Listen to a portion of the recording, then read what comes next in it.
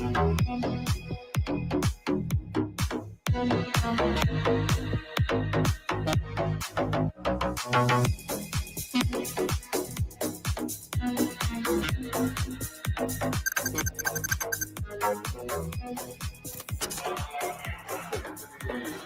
lot going on this morning. Today is the day, buddy. It is, man. All right. So, I know. So you are moving in today. You have. All right. You have 2 mailbox keys. Okay. 5 key fobs. These all. They're all checked.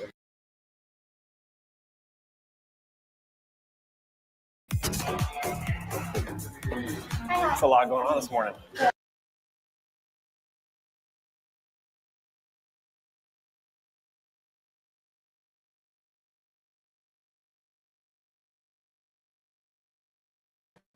This was it, the beginning of the end for Anthony Fair, the Timepiece gentleman, the renting of the $95,000 a month penthouse in downtown Los Angeles. What's up, guys? Original OC with you on the Original OC channel. It is the 20th of January 2025, inauguration day in the United States. It's also Martin Luther King holiday in the United States, and 73rd birthday of KISS frontman Paul Stanley. Happy birthday, Paul Stanley. We're with you live from New York with breaking news, exclusive coverage. We have in our possession the document filed with the United States District Court for the Central District of California. The U.S. attorneys in that case have filed their formal sentencing position regarding Anthony Farrer, and the hearing will be taking place on January 31st, but they filed their motion and they basically told us exactly what is going to happen in a couple of weeks. Breaking news here, I have the document, and we'll be going through that document in exactly 5 minutes. We have all of it, and we'll go through it word for word. Guys, the panel is open. You don't want to hear me talk about this nonsense by myself. Jump on the panel. Let's talk about it. I'll tell you a secret. He was sentenced to 6 years in prison. Shh. That's the spoiler alert. Spoiler alert. But we're going to go through the entire document in excruciating detail. But first, I want to remind everybody watching to please type in a comment in the chat. I'd like to greet you. I'd like to say hi to you on this beautiful, what's today? Monday, the 20th of January. So upvote the live stream. Let's see who we got. We've got Logan Hall's Grill Streams. What's up, Logan? Good to have you here. He's first. He's been on fire lately. He's been relentlessly on top of being the first comment in the chat. We have Frederick K. Frederick, I think you're a new viewer to the channel. First of all, welcome. This is the Original OC channel, Smart Watch Talk for the Smart Collector. We cover watch news, watch topics with the best panel in the business, with people from the Watch Colony. Also subscribe to that channel. It's at the Watch Colony. Frederick says, what's the odds on him getting pardoned by President Trump? I don't know that Anthony Farrer has ever crossed paths with President Trump. That'd be interesting. Maybe they know people. Maybe they have joint acquaintances. I don't know. I don't think that's likely, to tell you the truth. But hey, you know what? Crazier shit has happened. What's up, McAllen Drinker? McAllen Drinker and Logan Hall, by the way, are both members of the Original OC channel. Thank you very much. Upvoted on this snowy afternoon. You know, I woke up about 8 o'clock this morning, and first of all, my neighbor to the right, he shoveled his driveway last night because he figured, listen, it's about 31 degrees. There's only a few inches of snow. I'll just shovel it now, get it out of the way. And that way it'll be done, which was actually kind of smart because the temperatures dipped into the teens overnight, and it's actually pretty freaking cold right now. In the sun, it's actually not bad, but it's it was 19 degrees, when I woke up. Now it's 20, 26 feels like 20, but it's also going to be dipping down to about 8 tonight, 8 Fahrenheit. So I woke up and I'm like, oh, well, guess I got to shovel because I got to get the snow off the driveway in case we need to get out. We did order pizza and pasta a couple of nights ago, so we're loaded up on food just in case we were snowed in. And so I get dressed, I put on these snow boots and jacket and gloves and everything, and then ding dong, you hear it. Someone rings the doorbell. I'm like, okay, if everything's cool, this is someone who's going to offer to shovel my driveway. Like I'm like in my mind, I'm like, hey, you know what? The doorbell rings. This is a neighbor or somebody else is like, hey, I got the snowblower. I'm just going to do your. So I answer the door, and it's a young gentleman, and he says, hey, do you want me to shovel your driveway and your walkway and sidewalk? I'm like, yeah.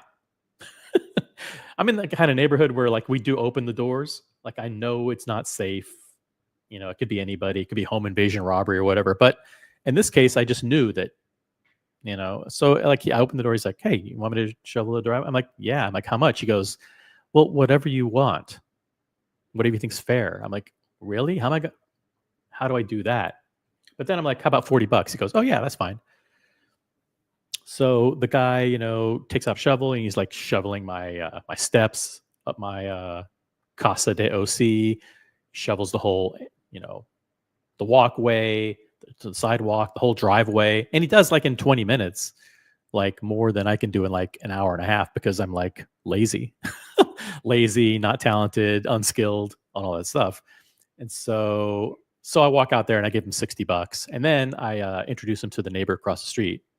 I'm like, hey, want this guy to shovel your driveway for you? I'll do it for $40. And so that was my morning. And then I headed off to Mickey D's, picked up a coffee, which by the way is upstairs. I need to go grab it. So when someone jumps on the panel, I will go grab my coffee. But Hope McAllen Drinker, you're not too snowed in today.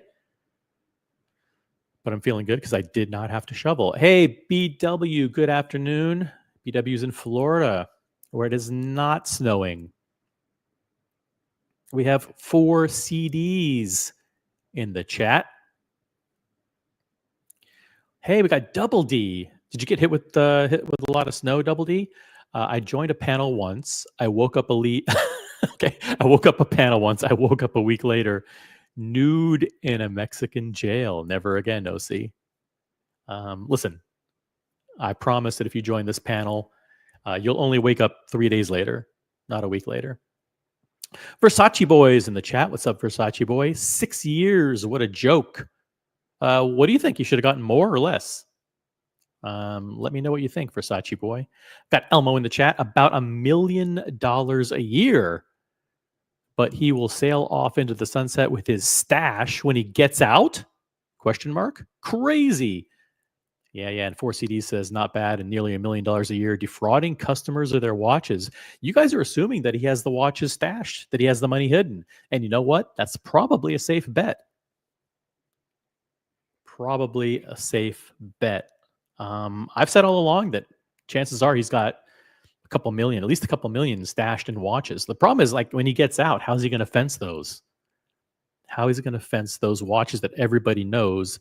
He'll give them to a couple of friends. He'll say, hey, you take these in to some guys and get some cash for them, and I'll give you 10 grand, if you do it. And he's gonna get 2 or 3 million in cash.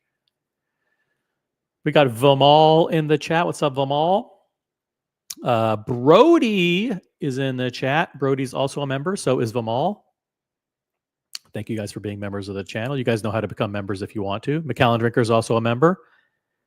I said 5 to 7 years when he was arrested. This is not surprising. That is in line with guilty pleas and sentences for financial crimes of similar magnitude. Brody is a really smart guy, and he called it from the very beginning. He said 5 to 7 years. MJ, also a member. 1 year for every 1 million. Shaking my head. What the fuck? All you guys are assuming he's got money or watches stashed. Is that a fair assumption? Is that a fair assumption? Vimal says he's going to get out in 4 on good behavior? Question mark. I don't know. We will see. We will see. Hey, we got Omar in the chat. What's up, Omar? Good day to you. Guys, make sure you're subscribed to this channel so you can get notifications whenever we go live.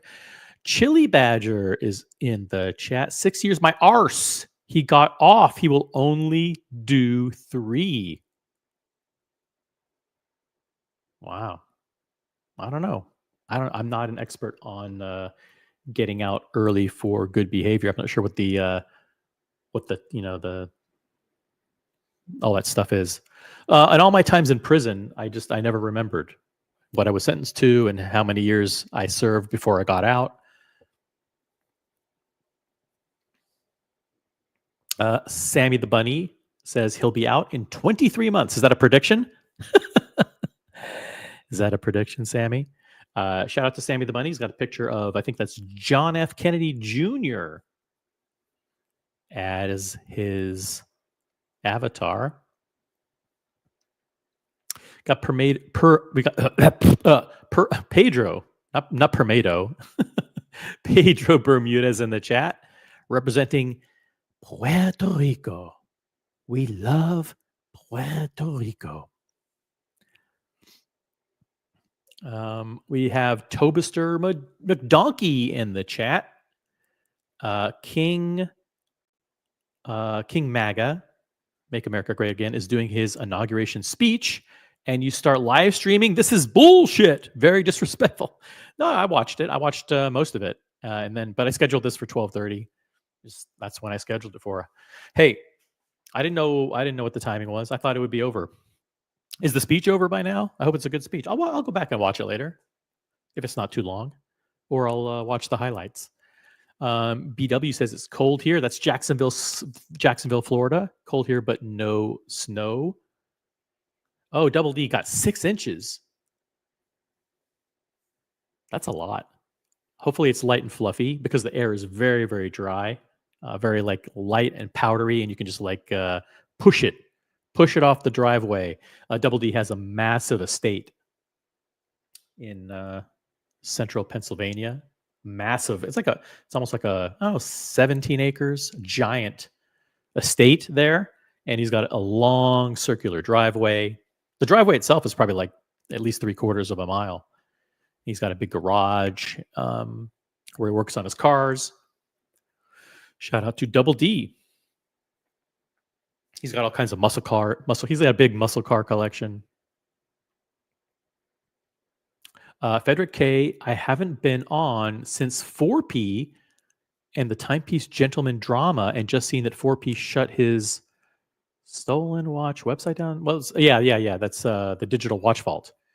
Yeah, he announced, not he, but the company announced that that they were closing on, I think it was December 31st. They closed the website down, and all the services were shuttered.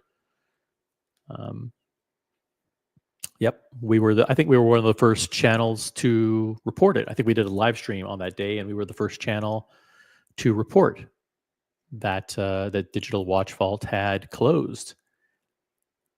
Vimal says, anyway, Frederick, welcome back. Good to have you here.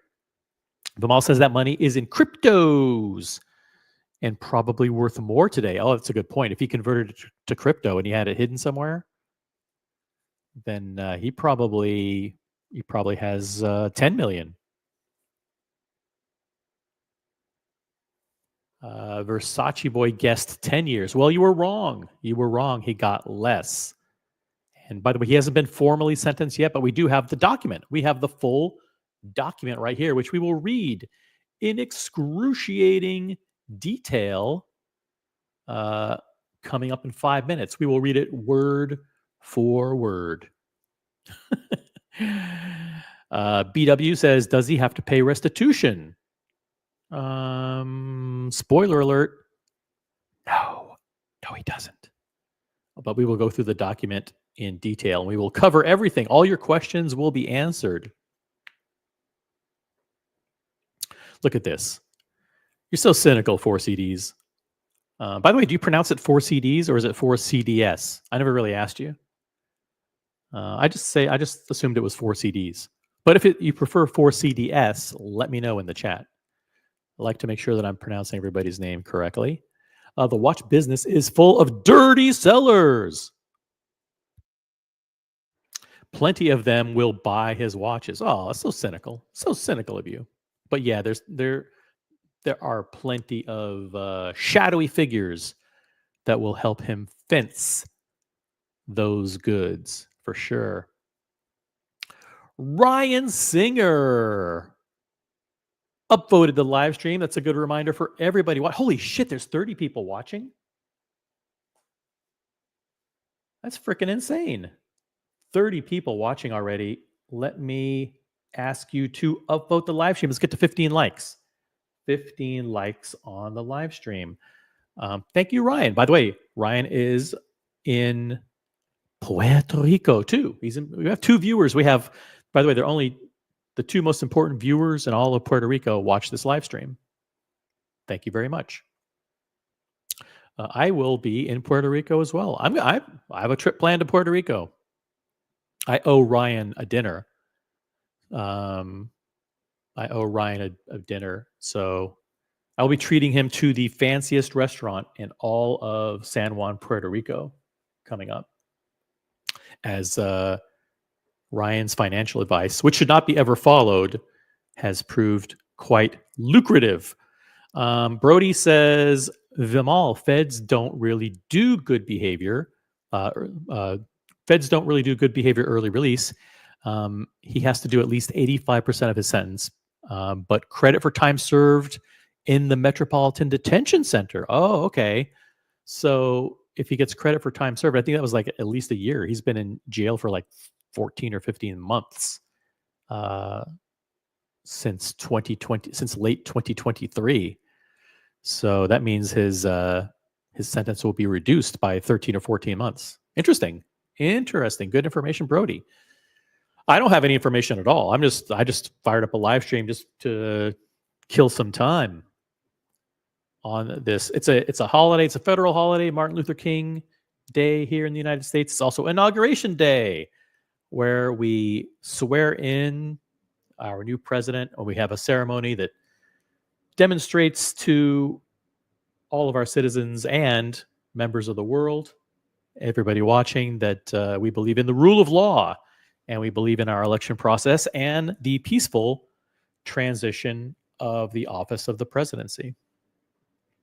Hey, we've got Tan from Paris, France watching. What's up, Tan? Good to have you here. Who else do we have? We've got Stephen L., who's a member. Thank you for being a member, Stephen L.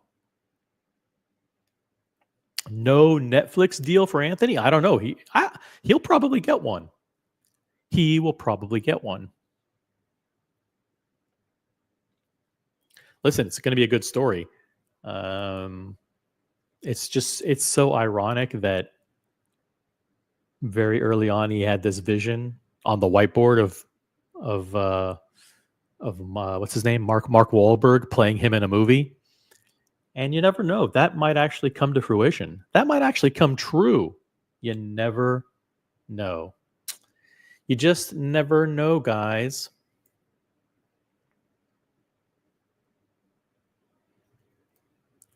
Who else do we have here? Hey, we've got Goldfinger in the chat. Goldfinger and I are going to be in Dubai. Right, Goldfinger? Are you coming? Hope I didn't out you? Guys, Dubai is going to be coming up next November. So make sure you think about planning. I'm planning a trip that's going to overlap a little bit with Dubai Watch Week. But really, I'm going there to hang out with friends. So it's going to be fun. It's going to be a fun time. Are Trump and Roman still friends? Hey, that's a good question. Is Roman Scharf at the Trump inauguration? Was he up there next to President Obama? Obama up on the dais there. I don't know. Hey, look at this. It's 4CDS. I've been saying it wrong all this time. And you never corrected me. 4CDS. All right, cool. Now I know. And for 3 years, I said it 4 CDs. You never once said a word. 4 CDs says, just think, just think if he had it in crypto, he could cash out, pay back the 5 million and still have 5 million left, but he won't be paying anything back. No, he won't. Listen, if you would have let him out of prison, he would have had a chance to pay everything back. But now that he's been sentenced to prison, all bets are off. Thank you, 4 CDs. Appreciate it. Hey, got Luchabetic Mark, a member of the channel. Happy Liberation Day, everyone. I don't think that's the official name of today's holiday. I think it's called Martin Luther King Day.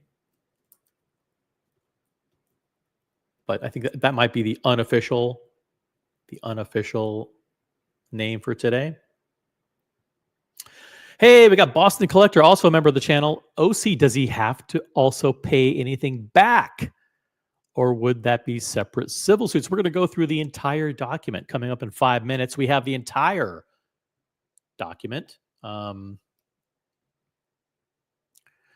It's entitled The Government's Sentencing Position Regarding Defendant Anthony Fair. It was filed with the courts. Officially on the 17th of January and just made public. And it's the document that the government is going to be presenting on Anthony Fair's formal sentencing date of January 31st at 8:30 a.m. Pacific time.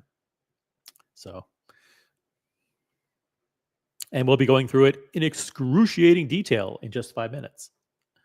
And but spoiler alert, I don't think so. No restitution. No restitution. Frederick K. In November at Heathrow Airport, the police and insurance companies were checking luxury watches on people arriving and leaving the airport, checking for stolen watches. That's got me thinking about 4P. You mean thinking about the digital watch vault? Listen, I don't want to talk about the digital watch vault really, but just briefly, like the idea that was going to prevent global watch crime and end global watch crime and be an incredible resource for finding out about stolen watches that proved to be absolute nonsense. No offense intended to Paul Thorpe, who I consider a friend behind the scenes, a casual friend. He's always been helpful to me. He's always been supportive of me. So I don't have any reason to not be supportive of him at this point, from what I know. But Digital Watch Vault was a failure to launch. No doubt about that. Even he would agree, I think, with that. Andy Lewis. Howdy, y'all. Andy, who I got to hang with for 2 days in Miami, Florida last week. I wish I were in Miami this week. Andy's a cool guy. I also met him in Los Angeles. Guys, these meetups, the in-person meetups, are what it's all about. So over the next year, we've got meetups planned all over the place. Some are private, some are public. If you can't make it in person, I get it. But if you can, Andy flew across the country. He's like, fuck it. OC and Mathis and Jeff and a bunch of these guys are going to be in Miami. Fuck it, I'm flying over. Sounds like fun. And I think he had a good time. Maybe he did. Maybe he hated it. I think Mathis was freaking sick of me after 4 days, that's for sure. He's like, OC, like, when is your plane? When are you flying back again? When does your plane leave? Can I drive you to the airport now? He was sick of me, man. But we had fun. I had a lot of fun.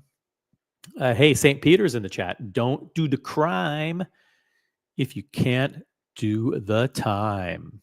He did plead guilty. He did plead guilty after all to, I think was it officially like one count of like wire fraud or something like that? It doesn't matter. I mean, we all know what he did. We all know what he did. 4 CDs. You're still saying it wrong. Okay. Thank you for the comment. 4 CDs. Boston Collector. I feel like the prison yard gentleman, prison yard gentleman, has a nice ring to it. By the way, I know it's 4 CDS. I'm just kidding. It has a nice ring to it. It might be a new business opportunity. Prison yard gentleman. No, it doesn't. It doesn't have the best ring. It does not have the best ring. You got to hand it to him. Timepiece Gentleman was kind of the name was good, but the logo was shit. The logo was terrible. The logo was like this guy in a tuxedo. It looked like he was a butler, like with a silver platter. It didn't make any sense. Yeah, the logo was always bad. Brody says there is a restitution order in the criminal sentence. Shh, don't tell anybody, Brody. Come on, man. How am I going to drag this out for 4 hours? Shh. Come on, man. By the way, I didn't read it. I didn't read it anyways. But if you want to jump on the panel, we're going to start going through this in excruciating detail in 5 minutes. We have the sentencing guidelines that have been filed with a court in the district court for the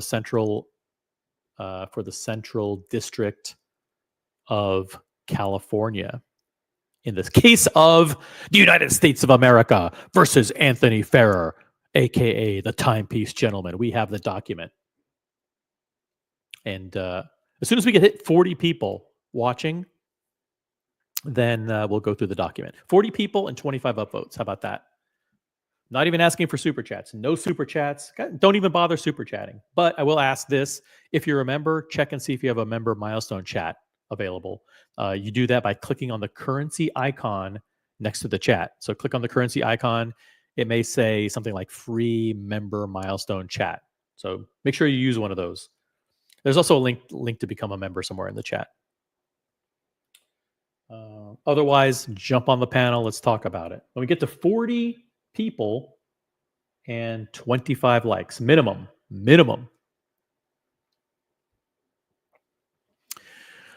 Double D says, I think Digital Watch Vault was a complete success during its time in operation. I had 0 watches stolen.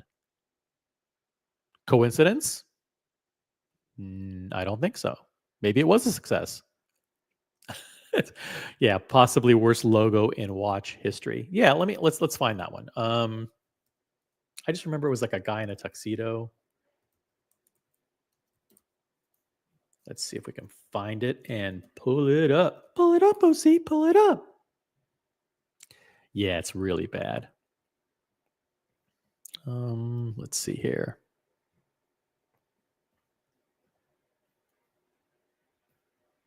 There you go.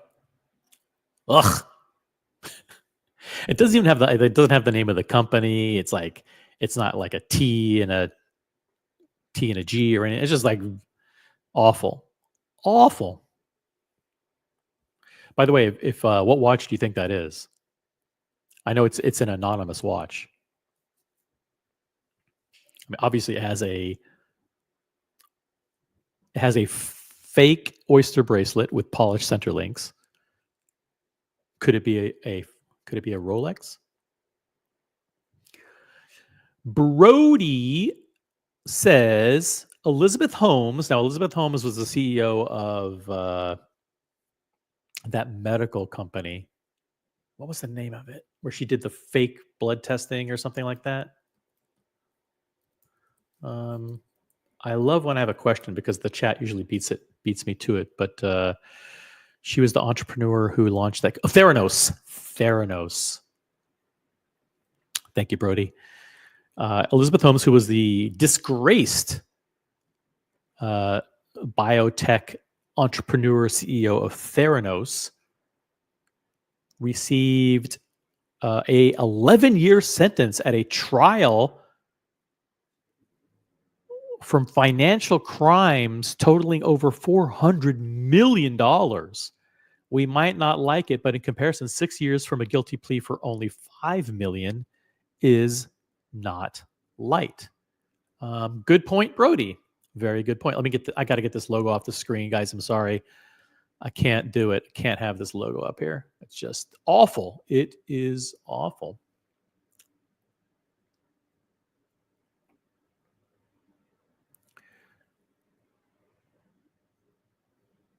By the way, St. Peter, thank you for being in the chat. I appreciate that. He reminds everybody to incarcerate the like button. We did it. We hit 40 people watching. Let's just check the upvotes. We did not hit 25 likes. Sorry, we're not going to cover this document. Too bad. Too bad. So sad. Seriously, you guys, don't jump. Don't jump on the panel. I know you guys just like to listen to me ramble. Hey, Marco B in the chat. Hey, OC, what's the best daily driver when serving jail time? I don't think they allow watches in prison. I don't think they allow watches while serving jail time. But you want a watch with a metal bracelet for sure, because then you could take it off and turn it into what are those things that you wear on your, like brass knuckles? Yeah, you could turn it into like impromptu brass knuckles in case you were attacked in prison. So I'd say something with a big honkin' steel bracelet, maybe like a Sea Dweller 43. Big, big chunky steel watch, something hard, that could protect you. Like you can use it as a shield in case you're about to get fucking shanked.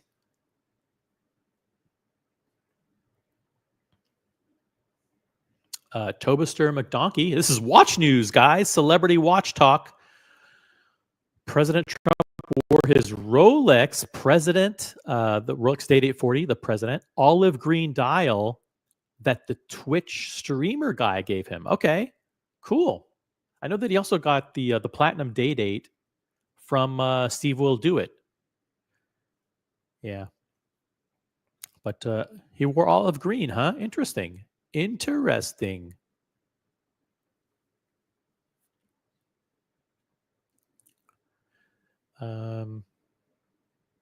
we got Jose Naventa. What's up, Jose? Did I want to pronounce it? Jose Noventa in the chat. What's up, Jose? Good to have you with us. Hey, we got MJ. Look at this. Free member milestone chat. I guess I did it wrong. No, you didn't do it wrong. Oh yeah, you did it wrong. That's a regular flamingo blue super chat. That's wrong. Don't do that. Yeah, do it. Look for the free member milestone chat. If you don't have that, sure. If you want to do a flamingo blue highlighted comment, feel free. But yeah, check and see if you have a. Look at this. See, Brody has one. Member for 5 months. Who even fucking knew this channel was around for 5 months? Let alone monetize, let alone with memberships. Who would have thought that? Do not allow OC his coffee break. You know what? I might run upstairs, grab my coffee, and run back down. It only takes like 10 seconds to run up. I'm in OC Studios, which is on the. It's on B2. B2 is it's like basement level 2. It's the OC Studio level. Then we have the bowling alley and the indoor sauna stuff that's on B1, and then we have regular 1, 2, 3, and then loft. And then, but I'd have to run up from B1, up the stairs from B2 to B1, and up to level 1, grab my coffee, which is on one of the kitchen islands. There's a main kitchen, then we have a servant's kitchen, then we have a butler's pantry. But in the main kitchen is where I left my coffee up there. Then I have to run back down a couple flights of stairs, back down to B2, where it's OC Studios and the home theater. I might do it, Brody. If I played a video, I could probably do it. Who remembers this, by the way? I'm just gonna do like a quick 30-second intro. Remember this? I played it at the beginning.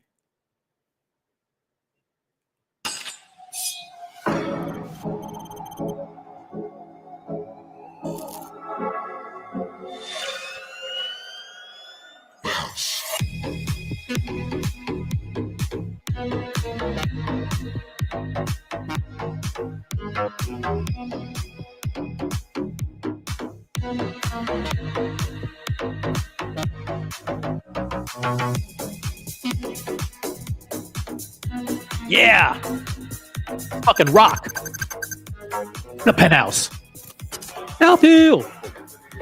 It's a lot going on this morning. Today's the day, buddy. It is, man. Jesus Christ. He took the day in the life fucking reality style, you know, millionaire listing, whatever it's called. What's the name of that show? $1 Million Listing meets fucking Sunset Realtor to a whole new level, man. Whole new level. Production value. He paid for the production value, man. Hey, you can wear a watch at prison. Watch Hangout. This is the JJ and his crew. Listen, 6 of the 9 people on JJ's panel are very, very familiar with sentencing guidelines, and they know all about prison. And well, I shouldn't say that. They know all about people in prison. They're very, very close to people. So 6 of the 9 people are very, very intimate with the process for visiting people in prison and, you know, serving time in prison themselves. And I consider them very knowledgeable experts on the topic. They say collectively, you can wear a watch in prison. You can buy them in the commissary. That's good to know. When you were there, JJ, what watches were available to you? Like, were they like Longines and Bulova and maybe it's like Citizen and Movado, or did they have Tag Heuer? Like, what did they have there? Maybe you can ask some of the other people who are very knowledgeable about serving time in prison, like who else? Robert Wood. Shout out to Robert Wood, Birbinghard, Captain. Captain's a lawyer. He didn't spend time in prison, but he knows all about. He's defended the most vicious criminals and got them off. By the way, shout out to Captain. It needs to be under $100. Oh, that even swatches are more than $100. Yeah, even swatches are more than that.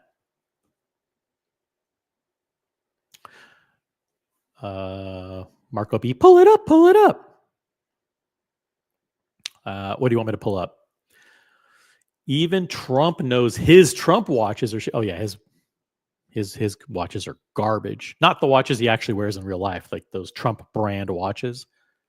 Absolute garbage.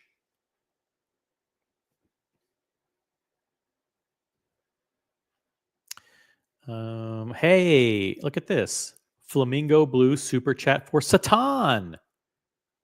Thank you, The Watch Hangout.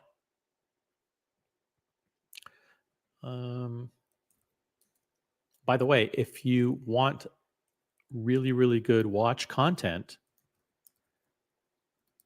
like if you're just like chilling on a Sunday night and you want to listen to some really, really incredible watch content, there's nothing really on at that time, but while you're on YouTube, you know, head on over to the Watch Hangout if you're bored. Yeah. In your quest for good watch talk, you probably won't find it, but you know what? Head on over to the Watch Hangout anyway. Yeah, kill some time there. No, they actually have pretty good watch talk there. Really good. And you got some really handsome people like Birbinghard's on the panel. The Captain. You've got Robert Wood. You've got this is a good quiz for me because they all look the same. Like they're all guys with beards. So it's like, let's see, there's Ali Reza. Who are the guys? Quick flash quiz, guys. Name all the people on the Watch Hangout panel. Go. Ali Reza, Marco Ferrante sometimes, Birbinghard sometimes pops on. It's Robert Wood, the guy with the studio voice, the broadcast voice. The Captain is an occasional guy there. Who else? Other guy with beards. There's another guy with a beard. And then there's a third or fourth guy with a beard. Yeah. And then there's JJ. By the way, JJ, why come you don't turn your camera on anymore? There's a lot of conspiracy theories floating around. Number one, that you got that you had full cosmetic surgery. right? And that you're healing from the cosmetic surgery, and that you're going to be revealing and unveiling a completely new JJ sometime in March or April. That's what I heard.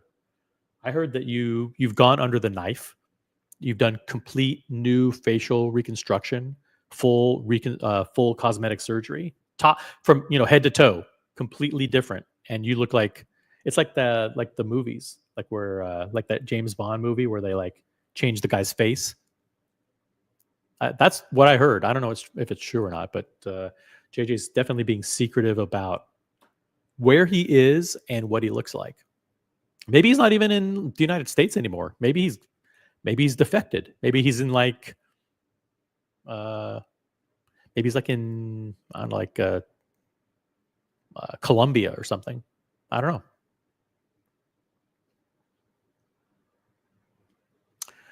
Hey Brody, if you play a Curly video, you go out for a steak dinner and you're back in time.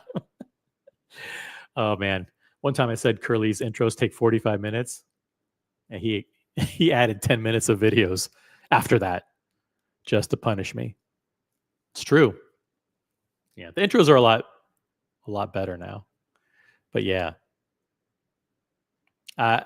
Sometimes I used to, if I wanted to watch Curly's show, what I would do is just watch it the next morning. You can condense about a 7-hour live stream down to about 42 minutes. If you just fast forward through the videos. Well, half of those videos I don't even know what's going on. I know that like half of them I don't know what they're about, and the other half have me in them. It's like, why am I in so many videos? I'm in one with Tim. I'm in one with Asheen. I'm an army general in one. I'm an ice skater in another. One of them I'm dancing with Double D in the background. That's got to be one of my favorites, man. With Marcelo yelling on the screen. It's like, why am I in so many videos?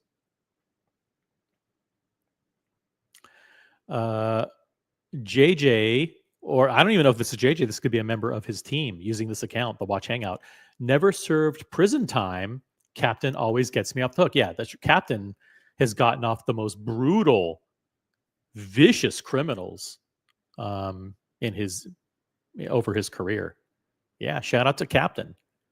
The guy, listen, if you have engaged in the most heinous or heinous crimes, if you're a vicious, violent criminal, you definitely want Captain as your attorney. He'll just get you off. Shout out to the Captain. Hey, Mr. Tutor to you. What's up? I guess tutors qualify, right? Tutor, I mean, I don't know. Are tutors under $100? Nah. Tutors are great watches. Way better watches than someone in prison should have.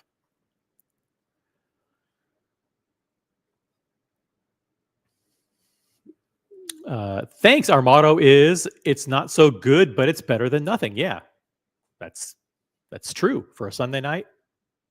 Sunday nights are bad. I mean, Sunday nights are just, people are exhausted after the weekend. But it's good to have great, relaxing watch talk on the Watch Hangout. Vimal says, Ari,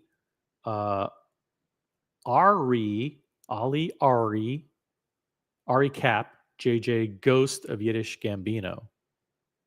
Ghost of Yiddish. Is that guy? He's on the panel? I've seen him in the chat before. That's a real guy. I know Ali Reza. Ari is, what's his name? Ari. What's Ari's last name? Ari Reza. We got Ali Reza. Then we got Ari Reza, Captain, JJ. Ghost of Yiddish Gambino is the guy in the chat. Is he really on the panel? Duco. Yeah, Duco. That guy's cool. Look at all these names. Blake. That's a guy on the panel. There's a guy named Blake. Seriously? Mitch? Come on. You're just making this shit up now. There's a guy named Mitch on the panel. JJ, you need to put fucking name tags on these people. Come on, man. You gotta have like a big banner underneath their name. These are these people's names. Mitch. There's a guy named Mitch. Okay. I took my face off like Nicolas Cage. I'm going to look like TPG and take his place. Yeah. Listen, JJ's been missing for months. Number one, he's not in the United States. He's probably like in Turkey, okay, getting a complete face transplant. That's what I heard. He's it's going to be a head to toe body rejuvenation. What is it going to be like, JJ, if you turn your camera back on and you look exactly the same? It'll be like, why the fuck were you hiding behind a avatar for like 6 months? You better look completely fucking different when you put your camera back on. Otherwise, it's going to be a scandal. Otherwise, it'd be like, wait, he was hiding all this time for what? What was he doing? What was he doing off screen all this time? Huh? Hey, we got SE from Germany in the chat. Good evening. Number 30. Upvote number 30. That's incredible.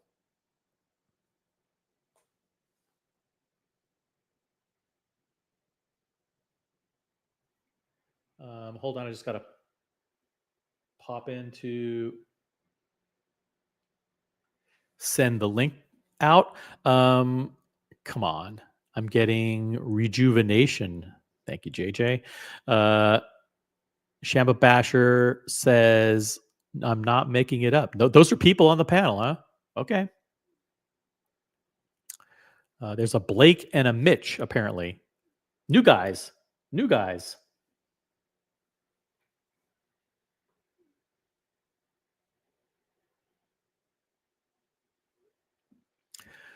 Let's see. But SE, thank you for being a member, by the way. Good evening. Number 30 out of 50. No, we're not. I don't think we're going to get to 50 upvotes. Oh, you're upvote number 30 out of 50 people watching? Holy shit, there are 50 people watching. Okay, let's get to this.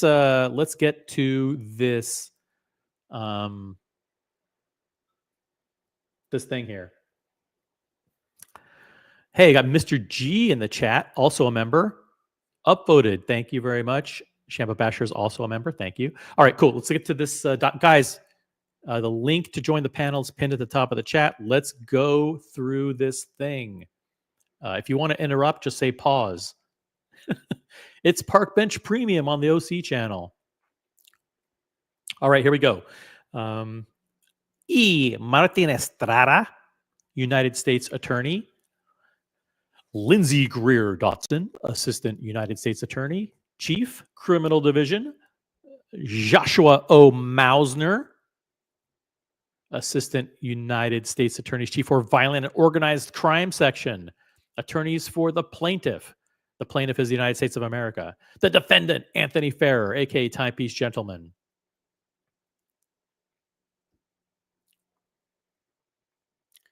I'm going to use my full broadcast voice here to read through this document.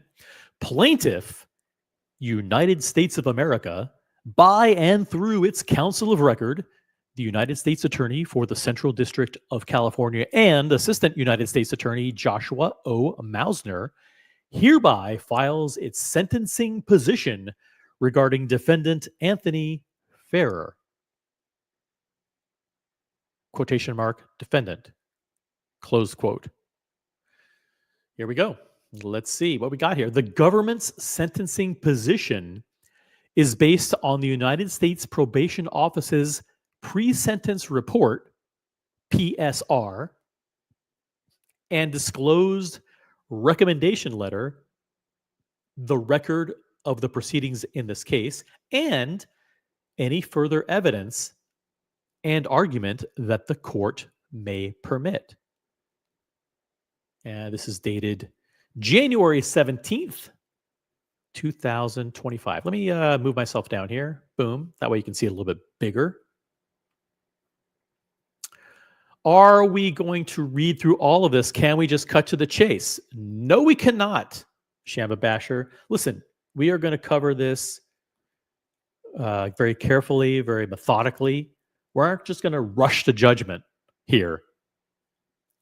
We're not just going to spoil it for everybody else. We're going to go through very carefully, and we will read this document line by line, word for word, character by character if we have to, in order to not to drag this show out into a 4-hour show. I wouldn't want to do that.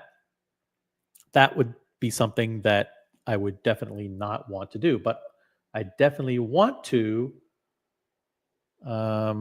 make sure that we understand the full context. Most people are completely unaware of who Anthony Fair is and what he did.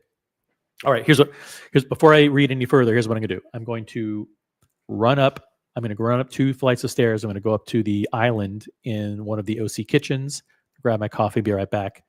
Entertain yourself for the next, let's see, do I have some assets here? Assets that I could use to play. Some video clips. Yeah, I do. Turn down your volume. You might like this.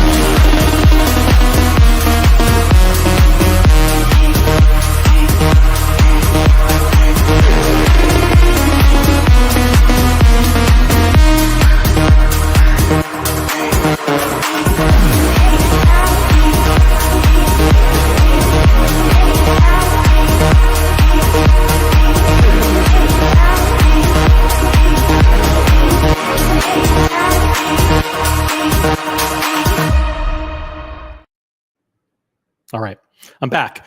If you just joined us, this is the original OC channel. Breaking news: Anthony Fair, aka the Timepiece Gentleman, sentenced to 6 years in prison. Okay, there, I gave you the spoiler.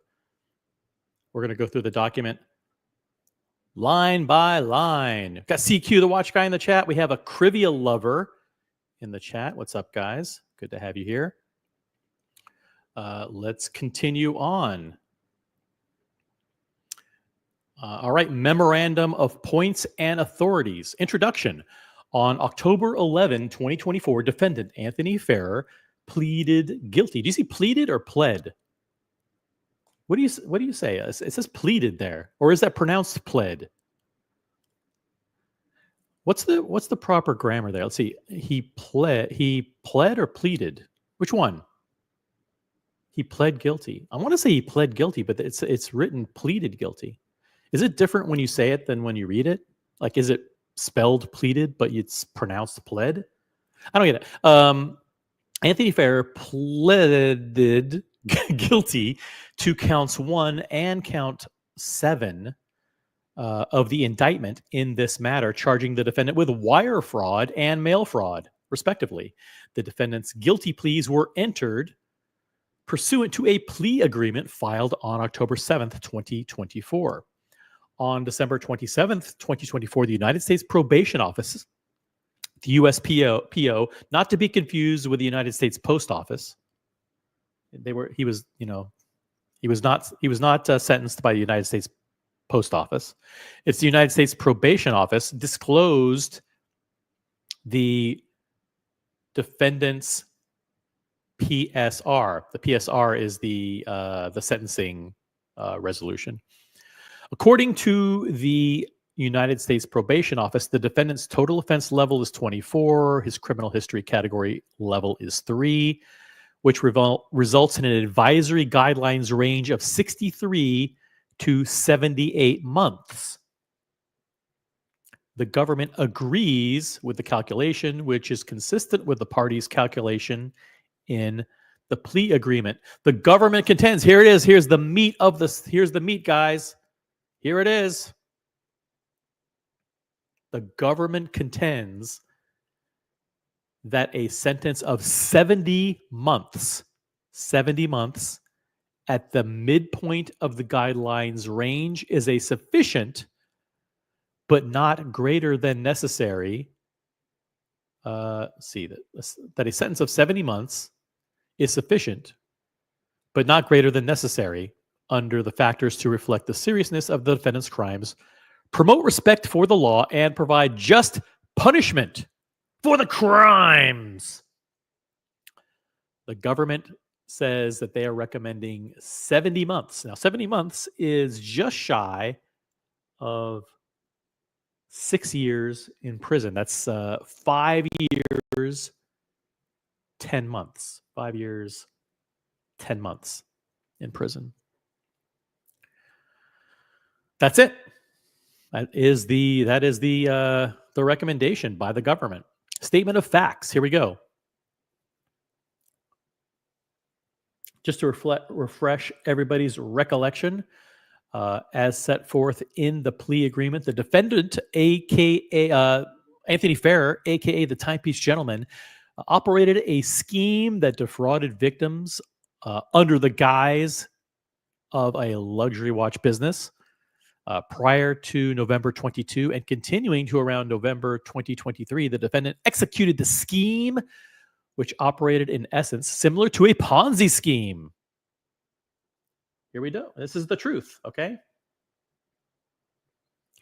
The truth as agreed to by the government and the defendant, that the Anthony Ferrer engaged in a scheme similar to a Ponzi scheme. As part of the scheme, the defendant owned and operated the Timepiece Gentleman, a limited liability company incorporated in the state of California and operating from a storefront in Beverly Hills. Do I really need to read all this stuff? No, let's just get to the good stuff. Let's see here. We all know the crimes. He stole the watches, guys. He took them on consignment and he defrauded people out of $5 million worth of watches. Let's get to this. Let's get to the meat. Oh, here we go. The United States Probation Office calculated the defendant's base level offense, blah, blah, blah, blah, blah, blah. And the government agrees with and does not object to the United States Probation Office's calculation of the offense level. The criminal history is this. Boom, boom, boom, boom, boom. Okay. Assessment of the Section 3553A factors and the government sentencing position. Here we go. In formulating a sentence that is sufficient but not greater than necessary to comply with the goals of the Sentencing Reform Act, district courts must treat the guidelines as the starting point and the initial benchmark. Blah, blah, blah, legal mumbo jumbo. In this case, a balancing of the section factors, balancing of the sentence 3553 factors favors a custodial sentence of 60 months at the midpoint of the guidelines range, followed by a 3-year period of supervised release. So 5 years, 10 months in prison, plus a probation, I guess that means probation, supervised release of 3 years. A sentence of 70 months imprisonment reflects the seriousness of the offense conduct and also takes into account the defendant's age, his acceptance of responsibility, and the mitigating circumstances related to the defendant's life circumstances and addiction issues. Did the government agree to go soft on Anthony Ferrer because he was an only child? Because he was addicted to alcohol and cocaine, guys. He was addicted to hookers and blow, and therefore we should let him off easy. Listen, he was addicted to $17,000 steak dinners. He was addicted to coarse sea salt being bounced off the sweaty elbow of the guy at Salt Bay.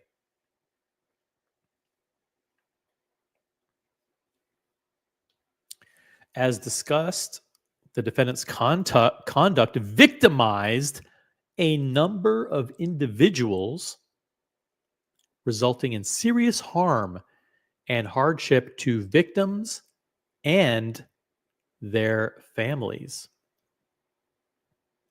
The fraud scheme was large scale, including over 40 victims, and a loss amount to these victims of at least $5.7 million. $5.7 million.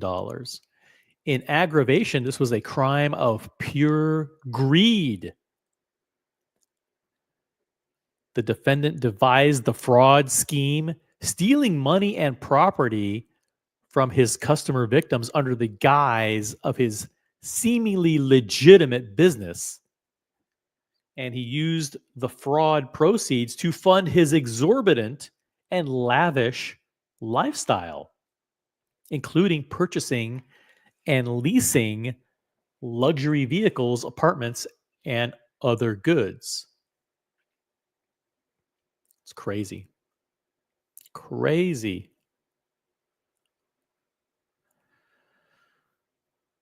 Absolutely crazy.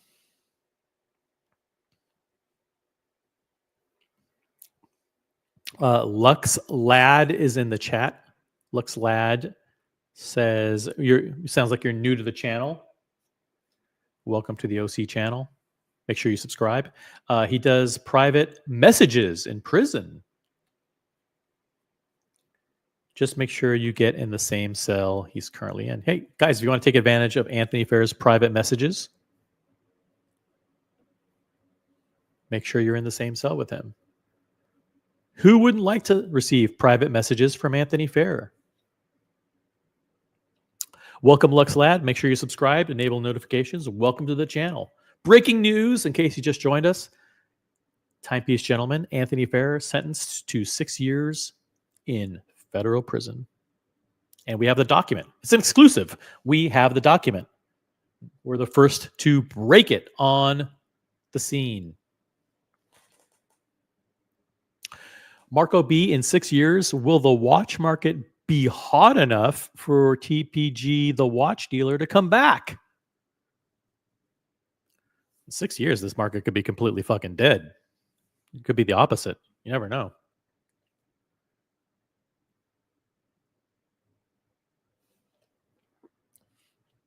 Uh, 6 years is a long time. It's a long time.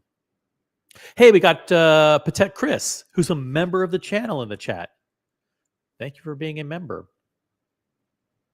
If you'd like to become a member of the original OC channel, I'll drop a link in the chat here. Memberships available as low as $300 a month. We have memberships to fit every situation. Hey, got Mathis in the chat. Mathis, what gang is he going to join? He's going to join the Crowns.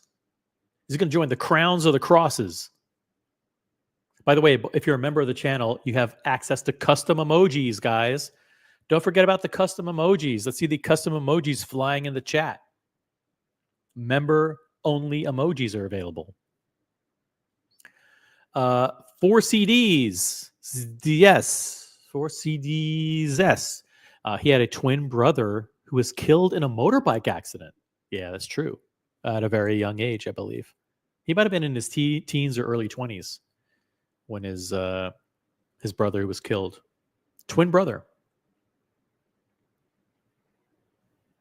Got Billy Jeans in the chat. What's up, Billy Jeans? Good. Hey, CQ says the market will be different, but it will never die. Never die. Hey, look at this. We got Dear Artifact, our neighbor up north in Canada. He says, congratulations to America and their new president. Canada is routing for the USA. Guys, Canada is routing a path underneath the border to the USA. They're digging a tunnel. Everyone from Canada is routing their way to the United States. CQ with this very insightful commentary here. Sad part is, so many would have killed for his entry into the market. He climbed to the top very fast, and he could have held it and done good business. He would have been in a great position. Yeah, I mean, he was a risk taker for sure. He did a lot of harebrained schemes, but getting that penthouse in Los Angeles and signing that 2-year lease for $95,000 a month, that was the beginning of the end. He did that at the height of the market. Signed that lease and took occupancy in January. Spent $500,000 on furniture, spent $500,000 on security system. And then within about a month after that, it all fell apart. The market hit the peak and it all fell apart. Oh, you're rooting. Okay. You're not routing a path to the United States?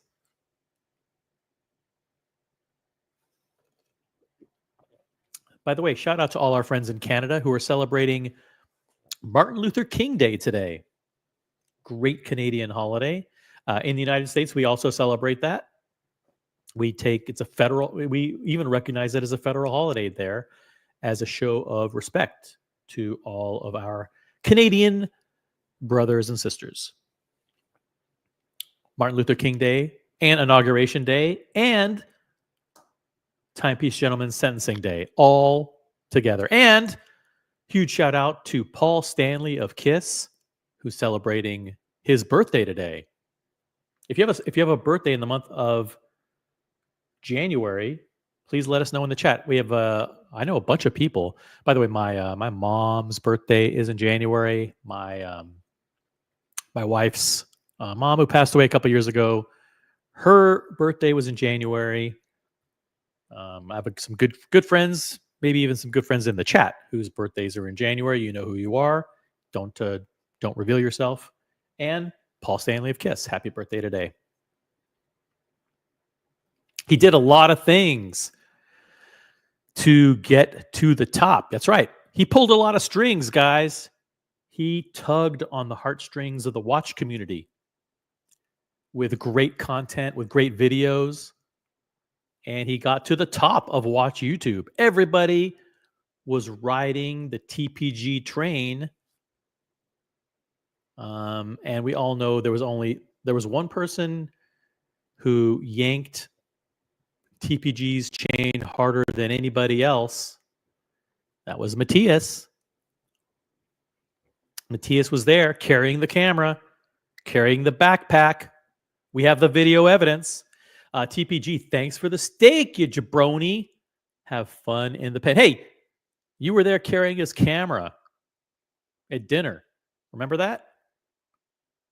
You know, $180 worth of Wagyu steak and fucking 2-pound lobster. We have all the evidence, Matthias. You were there. I met the guy. I met him. Did I ever shake his hand? I never shook his hand, but I was at an event where he was. When he was with Marco at Timepiece Gentleman. He was at an event where I was. I don't want to say what event it was, but I did see the Timepiece Gentleman. I was within a few feet of him.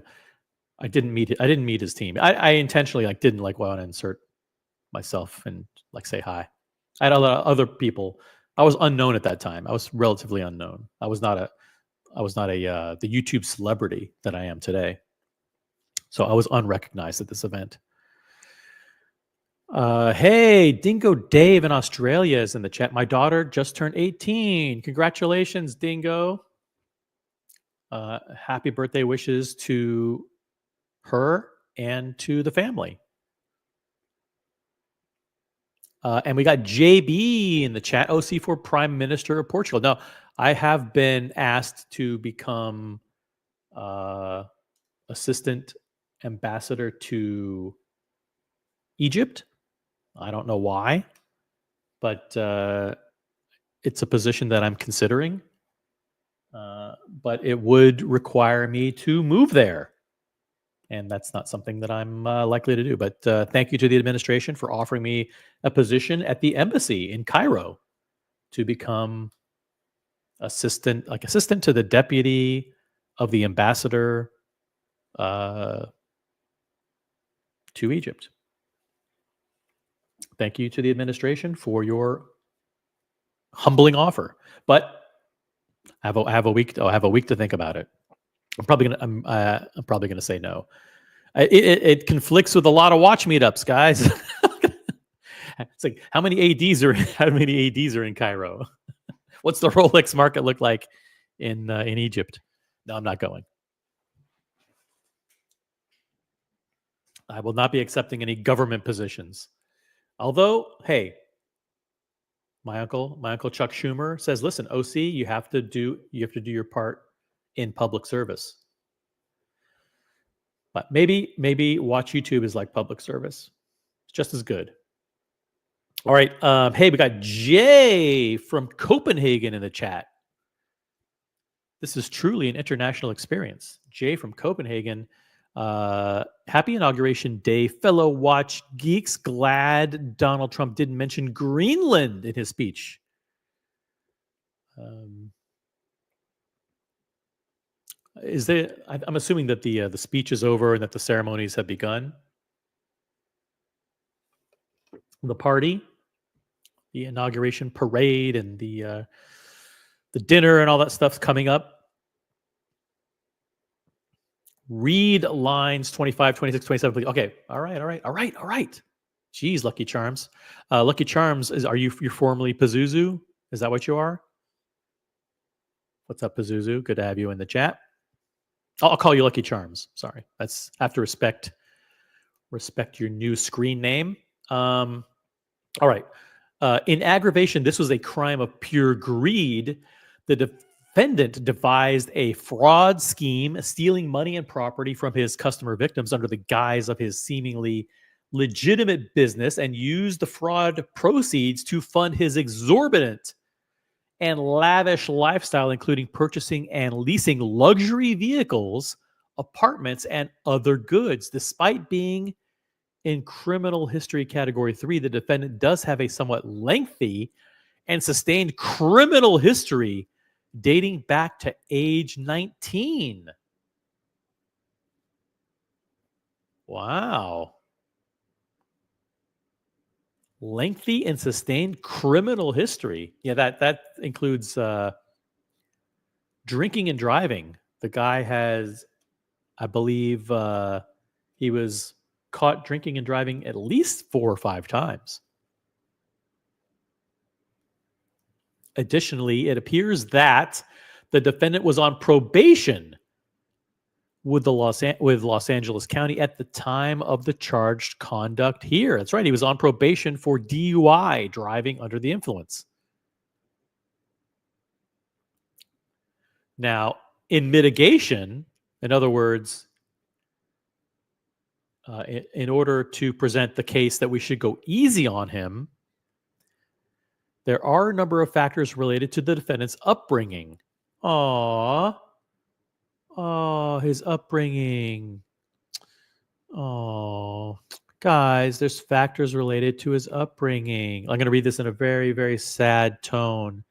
The defendant's upbringing, his addiction issues, and personal tragedies that warrant consideration in fashioning the defendant's sentence. Oh, poor Anthony.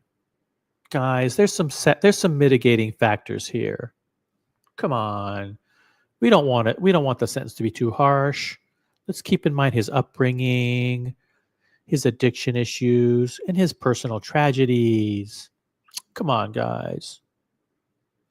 While it's not an excuse for his criminal conduct, much of his prior criminal history appears to be related to alcoholism and addiction. Oh, it's sad. Yeah, he was born into it, guys. It's not his fault. It's not his fault. He was predisposed not to a life of crime, but he was an alcoholic. He had a disease, guys. He had a disease.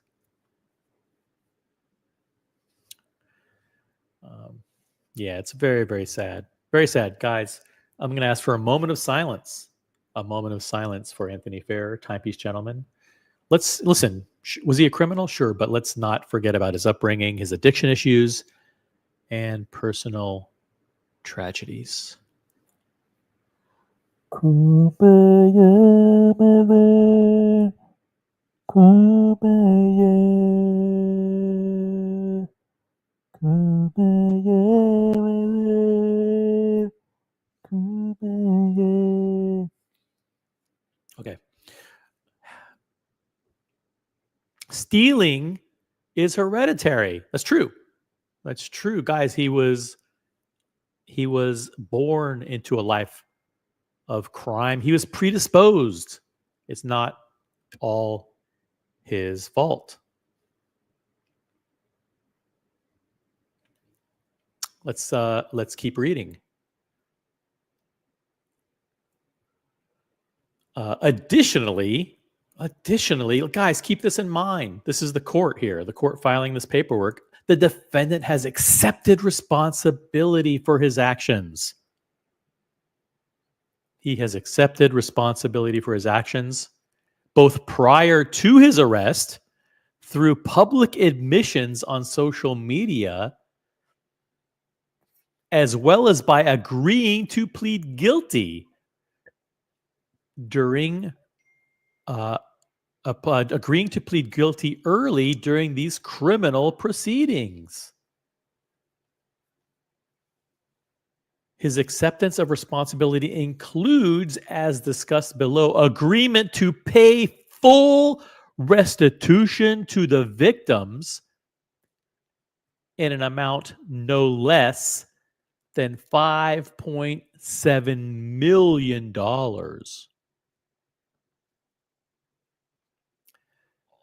This is an agreement on his part to pay full restitution. His early acceptance of responsibility has saved the government resources, and the defendant should be credited with taking responsibility for his actions and agreeing to pay full restitution for his restitution to his victims. Guys, what say you? Do you agree with this sob story? Do you agree that his sentence should be reduced to 6 years? Because after all, he didn't have the best upbringing. He did suffer from addiction. He had some personal tragedies in his life, and he's accepted responsibility. As much as you may disagree, the government says he has come clean. He has accepted full responsibility. Happy Meal in the chat. Have you been contacted by Netflix yet? No, I have not. I have an agent, and my agent fields all offers from all sources. So I don't get personally contacted by anybody reaching out to me, Curly, but thank you.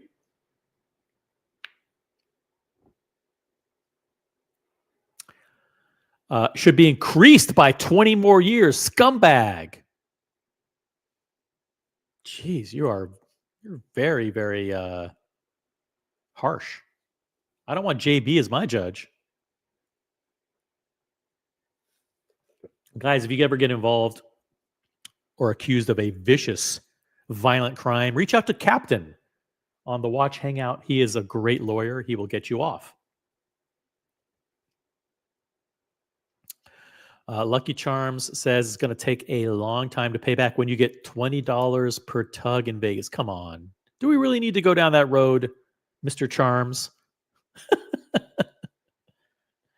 Come on. That's absolutely ridiculous. Listen, I'm disappointed in you, Lucky, to bring that kind of inaccurate statement to the stream. I have to call you out. There's no place in this community for that kind of negativity and that kind of wrong statement. We all know that it's $40 a tug in Vegas. It's not $20. Come on. So please don't do that. It's don't mislead the viewers. It's $40 per tug. Mahdi Ahmad is in the chat. Welcome. I think you're a new viewer to the channel. This is the original OC channel. Make sure you're subscribed and please enable all notifications. Welcome to the channel. Do you think with time served he will be out in 3 to 4 years? Yes, he will. He will get credit for time served. And he has been in the Metropolitan Detention Center for, I think, at least 14 months. Correct? Guys, when did Anthony Ferrer get arrested?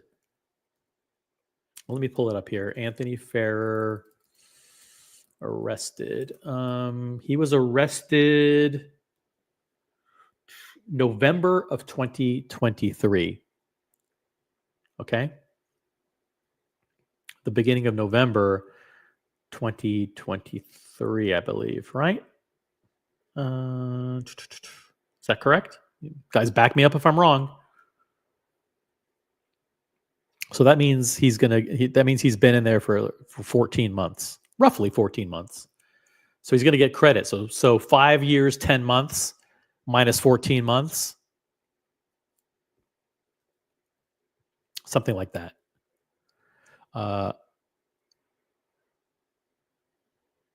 Lucky Charm says he'll get credit for time in jail and will get out at 50% of time. No. I don't think he will. Lucky Brody in the chat earlier says that you don't get time. You don't get reduced sentence or early sentence for good behavior in federal prison. You do not get credit for good behavior in federal prison. So 5 years, 10 months minus 14 months. You guys can do the math. It's something like 5 years, something like that. 5.5 years.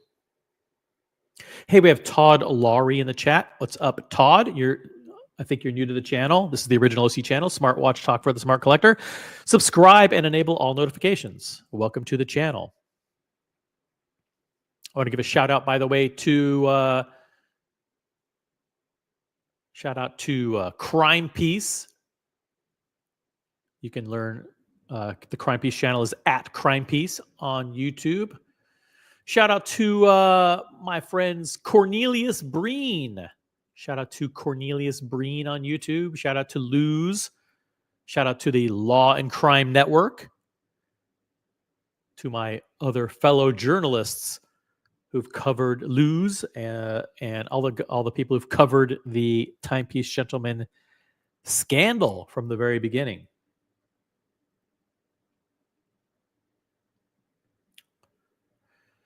Let's keep going. I'm going to reread this for people just joining. There are a number of factors related to the defendant's upbringing, addiction issues, and personal tragedies that warrant consideration in fashioning the defendant's sentence. While not an excuse for criminal conduct, much of his prior criminal history appears to be related to alcoholism and addiction. Additionally, the defendant has accepted responsibility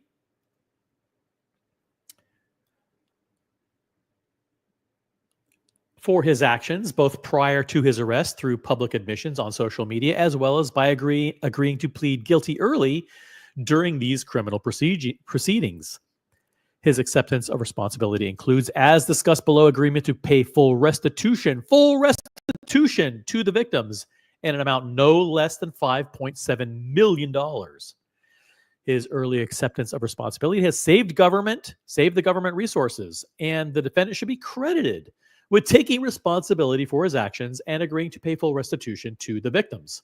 Accordingly, given the aggravating and mitigating circumstances, the government believes a sentence of 70 months custody at the midpoint of the guidelines range to be a fair and appropriate sentence. That's 70 months, 70, if you're listening in. 70 months in prison will be the recommended sentence. 70 months minus time served. Time served is 14 months. 70 minus 14 is 56. 56. So that's like 4.5 years, an additional 4.5 years behind bars. Restitution.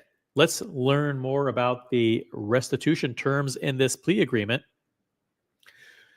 The defendant has agreed. By the way, if you want to join the panel, the link is pinned at the top of the chat. I'll just drop it again here for those of you too lazy to navigate your cursor all the way to the top of the chat where it's pinned. Hop on the panel. Hop on the panel. In this agreement, the defendant agrees to payment of restitution to the victims of at least $5.7 million. The government has identified victims and provided notifications to these victims of these proceedings, including the ability to request restitution. However, additional victims continue to be identified. In order to allow time for additional victims to be identified, notified, and allow the opportunity to submit restitution requests, the government requests a deferred restitution hearing pursuant to 18 U.S.C. 3664 D5 to ensure compliance with the victims' rights laws. In conclusion, for the reasons above, the government respectfully submits that defendant should be sentenced to 70 months, that's 70 months in custody, a 3-year period of supervised release, payment of a $200 special assessment, and payment of restitution in an amount to be determined later. And so it is ordered. And so it is entered into the record. I should read this like in John F. Kennedy voice. For the above reasons, the government respectfully submits that the defendant should be sentenced to 70 months in custody, a 3-year period of supervised release, payment of a special assessment of $200, and payment of restitution in an amount to be determined later. So it be ordered. And there we have it. 70 months in prison.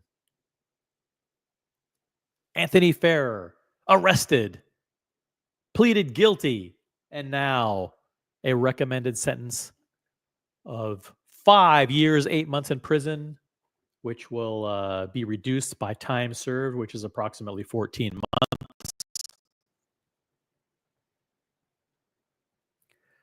So a net sentence of approximately 54 months.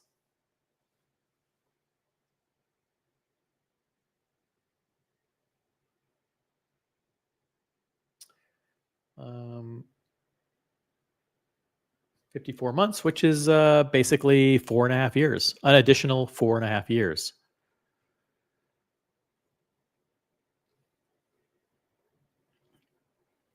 Is it actually confirmed, asks Lux Lad. Is it actually confirmed that Luz, come on, that's not nice. That's not nice, Lux. Come on, don't, Luz is, there's nothing wrong with Luz. Luz covered this case.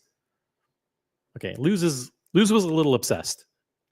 He was a little obsessed for a while, but he did a lot of reporting. He did a lot of reporting. OC, this is from Dingo Dave. OC, did you see my new Maldives watch? Even TPG never got his hands on one of these. Yeah, I did. Congratulations, Dingo Dave, on your acquisition of the Maldives watch. The Maldives watch is a Noon official. By the way, I also have a Noon watch. Check it out. There it is. The Noon, learn more at noonofficial.com. It's Nuun. It's kind of like a shout out to Maldives. The Maldives is a major supporter of the channel and just a great supporter of mine personally. Love Maldives. Great guy. Huge asset to the community. It's like a ceramic, black ceramic aquanaut kind of mixed with a rubber. Cool watch. Congratulations on your getting your Maldives. These are special Maldives edition that was actually commissioned by Maldives with Noon. So I did this for, I put in my time, 2.5 years on YouTube on the other channel. And Maldives, cool guy. By the way, Maldives also got me my urn. Maldives also had my urn commissioned. I mean, some of you guys have seen this, but Maldives knows that I have a King Midas. And Maldives had this urn handmade for me. Just such a cool guy. I mean, look at this. I typically do not accept gifts from people, but there are some cool people in the community like Maldives and Goldfinger who've sent me some really nice gifts, and they're personal and heartfelt gifts that I couldn't refuse. And this is one of them, an urn that was handmade and hand painted for my King Midas. So thank you very much, Maldives. Do not send. But I don't want people to send me stuff. Guys, don't send me stuff. I do what I do. If you want to support the channel, that's great. Become a member, or if you have an unboxing, we'll set up a stream to support a philanthropic cause. But don't send me stuff. But I really do appreciate it, especially like the heartfelt ones that Maldives and Goldfinger and a couple other people in the community have sent me. So the Goldfinger thing is a really special gift too. I will be showing that soon. I'm having it. There's something that has to be done to it, and the first thing that I tried to do to it didn't work out, so I'm gonna have to redo it the way I want it done. Okay. Enough about me. But I do want to also mention something else, and that is that let's see if I can do this as well. There is, I don't want to spend a ton of time on it, but there is let's see. Do I want to bring this up or not bring it up? Yeah, I'll bring it up. Why not? Why not? OC, bring it up. There is let's see.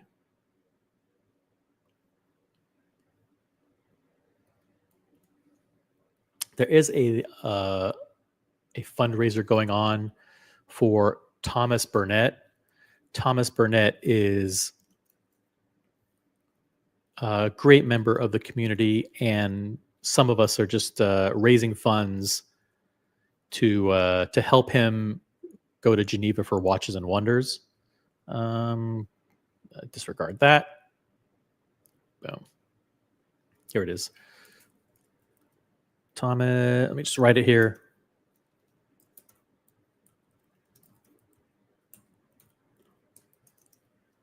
Okay, boom. That should be in the chat. As a matter of fact, I'm going to pin that link. Let's see here. By dropping the link there, I'm by no means asking you to contribute. Contributions and donations are 100% voluntary. But Thomas is someone who I've met 3 times. I met him in London. I met him in Geneva 2 times. He's a really nice guy, super nice guy. And some of us are just helping him get to Watches and Wonders in Geneva. So click on that link, check it out. We're almost at the goal, guys. So if some of you are watching and want to help out, that would be really, really cool. We're almost at the goal.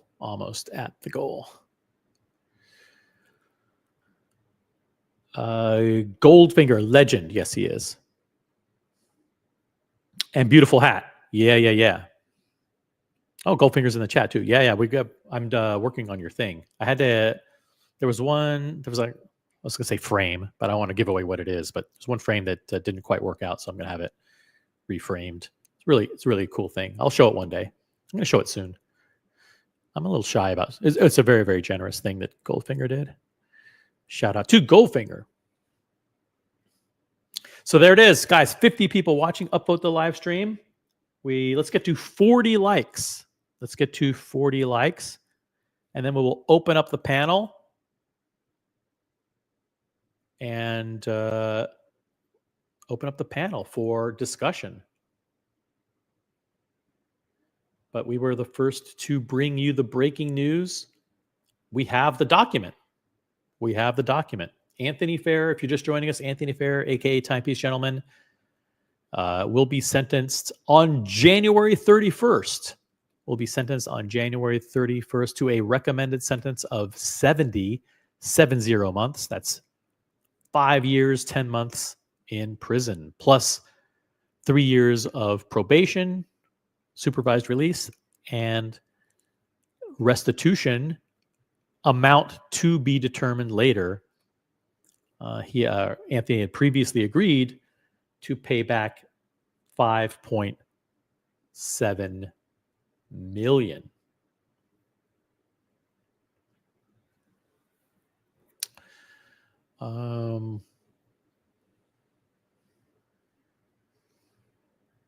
There you go. All right, guys, jump on the panel. Let's take it to the next phase. You don't want to hear me talk all this time. But it's a joyous day here in the United States. It's Inauguration Day. We have just sworn in a new president of the United States. We're also celebrating a great Canadian holiday that we share with our friends up north, Martin Luther King Day. We celebrate that day with you. Shout out to Martin Luther King Day. It's also Paul Stanley's birthday. Huge shout out to Paul Stanley of KISS. Happy birthday, bro. And shout out to Dingo Dave's daughter, who just turned 18 in January.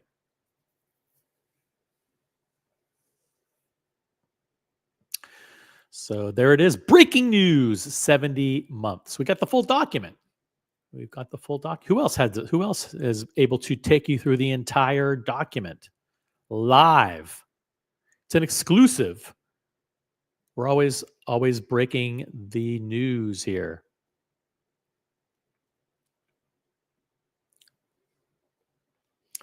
Let's see what else is going on in the world of watches.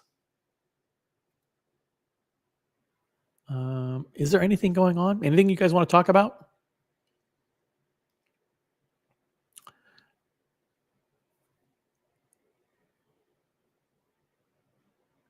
God, you guys don't want to hear me. This is a boring panel, guys. OC monologue? You don't want to hear that. How can there be 54 people watching? Oh, there's only 12 watching and 38 bots. Okay, cool. Thanks for buying the bots, guys. OC, can you have an hour-long discussion with CQ? No. I love the guy and his insight. Well, he can jump on the panel. But listen, he's probably busy. Today's actually David SW is probably closed. You never know. What if I negotiated the purchase of a new Nautilus live on the air? Would that be cool?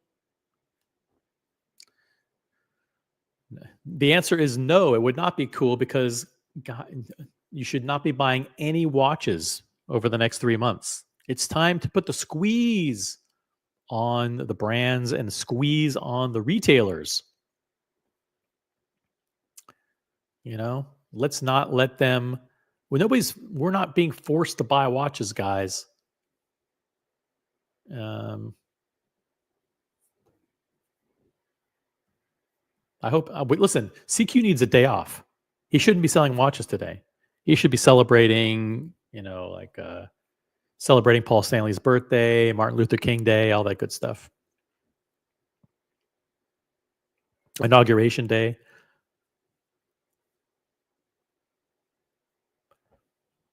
Oh, here's an idea. Have Marco and CQ offering you the best deal. That's right. We'll do an auction. we'll do a live auction. We'll invite 3 dealers, and they can the person who offers me the best deal on a Nautilus wins.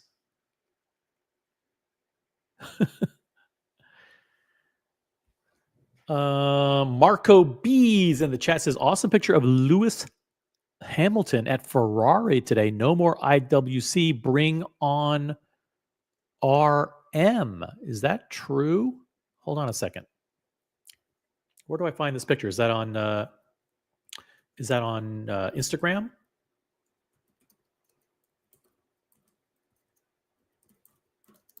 Let me see if I can find it.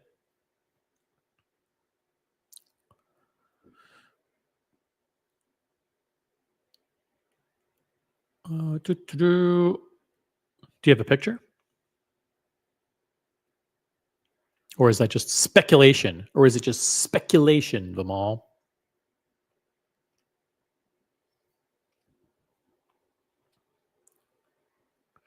Hey, Ryan Hofre is in the chat. No ass kissing. That's right. You have to spell ass AS on this channel because ASS is a banned word. No, I don't know if it is or not. You can try typing it. Maybe it works. I don't know. But sometimes YouTube removes profanity. That's not an OC thing. That's a YouTube thing. No ass kissing. I love the attitude, OC. Tell him, man. Yeah, we're not buying any watches, guys. I know there are people in the community who have just bought watches. Shout out to Alex, wristwatchholic, who just bought a new watch. He is being banned from the community for 30 days as punishment. Guys, do not buy any watches. I don't know how many times I have to say it over. I mean, let me be clear. Do not buy any watches. This is the time to put the screws to the industry and teach them who's boss. Especially Rolex for those ridiculous price increases. Let's teach them a lesson. No one is going to be buying $50,000 Daytonas, okay? And $38,000 Daytonas on Oysterflex. Come on, man. Let's teach the industry a lesson. We are in the driver's seat. Don't buy any watches. Just because it's a great deal, it doesn't mean it's a good deal.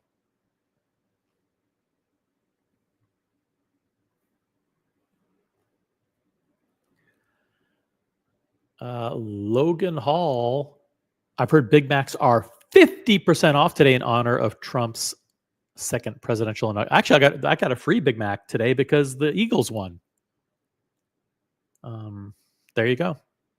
I get a free Big Mac whenever the Eagles win. I get a free Big Mac. That's true. Check out the app, by the way. If you don't have the McDonald's app, you are fucking missing out. It's one of the best apps in the business. The Starbucks app's a pretty good app, but McDonald's is the best. It really is the best. Free shit every day. You know, it's very cool. Free fries, free Big Macs. If your local sports team wins, you get free shit. It's really cool. McDonald's, and it's a great app. Very, very high quality, technically very innovative app. It's awesome. And I do not accept endorsement money from McDonald's. I'm just letting you know. It's a fucking awesome app. Download it now in the iTunes store. But yeah, like whenever the Eagles win or the Jets or the Giants or whatever, free Big Macs. We get free medium fries if the Raptors get 10 3-pointers. Oh, that's cool. That's cool. Mathis says, shout out to Alex. And Alex, please seek help. Yes, Alex, seek help. Alex, if you're listening, jump on the stream and unbox your watch. Guys, someone send Mathis, send Alex a text message to jump on the stream. We've got Elmo in the chat. What's up, Elmo? Got Nathan, Collector Invest in the chat. Hello, Nathan. Laughing my ass off. YouTube is a juggernaut. They do what they please, like eBay. The price hikes are not commensurate with inflation. Just good old greed. Greed. That's right. And it no longer makes sense to play the ridiculous 80 games. Does not make sense to play the ridiculous 80 games anymore. If you want a GMT Master 2, if you want a Daytona, if you want a Royal Oak, if you want a Nautilus, don't play the games unless you're like me and you're like a fool and you like, buying stuff at retail and, building relationships with retailers, fake relationships. I actually have, good people who I work with. So I really do appreciate their business relationships. Dare I say friendships? But in case you're just joining us, breaking news in the Anthony Ferrer case. Anthony Ferrer, aka Timepiece Gentleman, will be sentenced on January 31st to 70 months in prison. Boom. 70 months in prison, 3 years of probation, and an amount of restitution to be determined later. But he had previously agreed to restitution of at least $5.7 million. How's he going to pay back $5.7 million? From the proceeds from the movie? From the book deal? Hey, we got Buckley in the chat. Happy Inauguration Day. Walking around New York City, freezing my nads off. Bills Mafia, Trump 2024. Congratulations to the Buffalo Bills. By the way, the next 2 days, starting with today, but the next 2.5 days in New York City are going to be absolutely brutal, with a high of 18 degrees Fahrenheit. Okay. Right now it's not too bad. Right now it's 26, but it feels like 20. These numbers are in Fahrenheit. If you guys are in foreign territories and you need to convert to Celsius, then multiply it by 7, subtract 5, add 9, multiply by 3, divide by 5, add 9, divide by 4, and add 17. And you will get to the Celsius. It's a pretty easy formula. So if you want to know what it is in Celsius, just do that. Very simple formula. But it's going to be a high of 18 degrees Fahrenheit and a low in the low teens, around 10 Fahrenheit. So over the next 2.5 days, guys, if you're out Buckley, what are you doing out? It's a holiday. Why are you walking? It's so cold. It's so cold. Yeah, bundle up, guys. Order some fucking pizzas. Get some French fries, some hot chocolate. Fucking settle down with a Netflix movie or two. Stay off of YouTube. YouTube's poison. YouTube is garbage. Especially the live streams. Live streams are terrible. Do not watch any YouTube live streams. The content is number one. The content is bad. Number two, the personalities evil. Absolutely evil. They're vicious and evil, and they're not funny. They're not funny or entertaining in any way. So stay off of YouTube. Put on Netflix and watch a TV show. By the way, if you have a TV show that you're watching or a movie that you recently watched that is good and you recommend, type it in the chat right now. We have over 50 people watching. We have some people who have been watching some good series. Put in the name of the series and maybe what network it's on. Whether it's on Netflix or Hulu or Amazon Prime or whatever the fuck it is. Just let us know in the chat. We want to know your movie and TV show recommendations, because over the next 2.5 days here in the Northeast, I'm assuming lots of other places in the country too, it's fucking cold. So no one should be going out over the next 2.5. Go order some pizzas. Crank up the hot chocolate machine and bundle up. Come on, get under the covers, watch a few movies, watch a few TV shows, stay off of evil YouTube and bad social media. Social media is addicting. It's like you're on Instagram, like scrolling through those fucking stupid shorts. Ugh, those fucking reels, awful reels. And those fucking YouTube shorts, the worst fucking content that you keep watching over and over again. I can't do it. I can't. It's addicting. I can't resist these stupid fucking YouTube shorts. They're awful. No rest for the wicked. Buckley's a hustler. He's a good guy. Buckley turned. Am I allowed to say your age, Buckley? He just had his birthday, and happy birthday to Buckley, and happy birthday to Paul Stanley of KISS today. It's a great, great day today. Let's get to 50 likes, guys. Is it possible that we can get to 50 people liking the stream? If you just joined us, hit the upvote, tap the upvote button, or click on it. Buckley's a cool guy. Buckley's always been supportive of me. Always had my back. Very nice guy. SE says C, which means the temperature. Or Celsius. C is Celsius. Okay, let's see. It's C. SE's a teacher, so like he memorizes like a lot of the shit. Okay, Celsius equals Fahrenheit minus 32 divided by 1.8. That's very, very difficult to remember. Do not follow that. It's much easier to follow the formula that I told you earlier. Vimal says it feels like -6 Fahrenheit in Toronto right now. Will be -17. Holy shit. That's almost below freezing. Wow. That's cold, man. That's almost freezing level. That means water will become close to getting slushy in those kinds of frigid temperatures. Yeah. Logan says, Buckley, get some fettuccine Alfredo before you get home. I don't think Buckley likes fettuccine Alfredo, does he?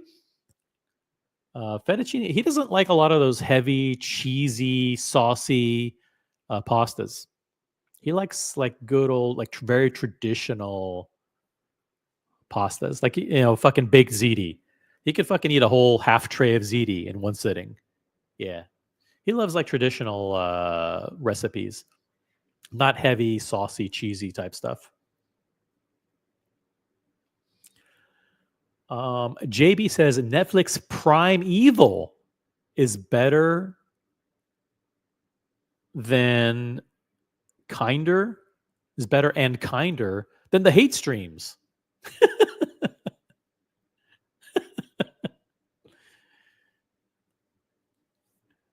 Thank you, JB.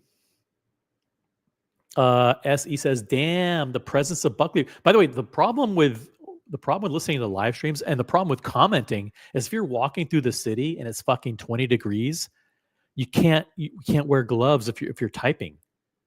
It's do not contribute to content on live streams if you're cold.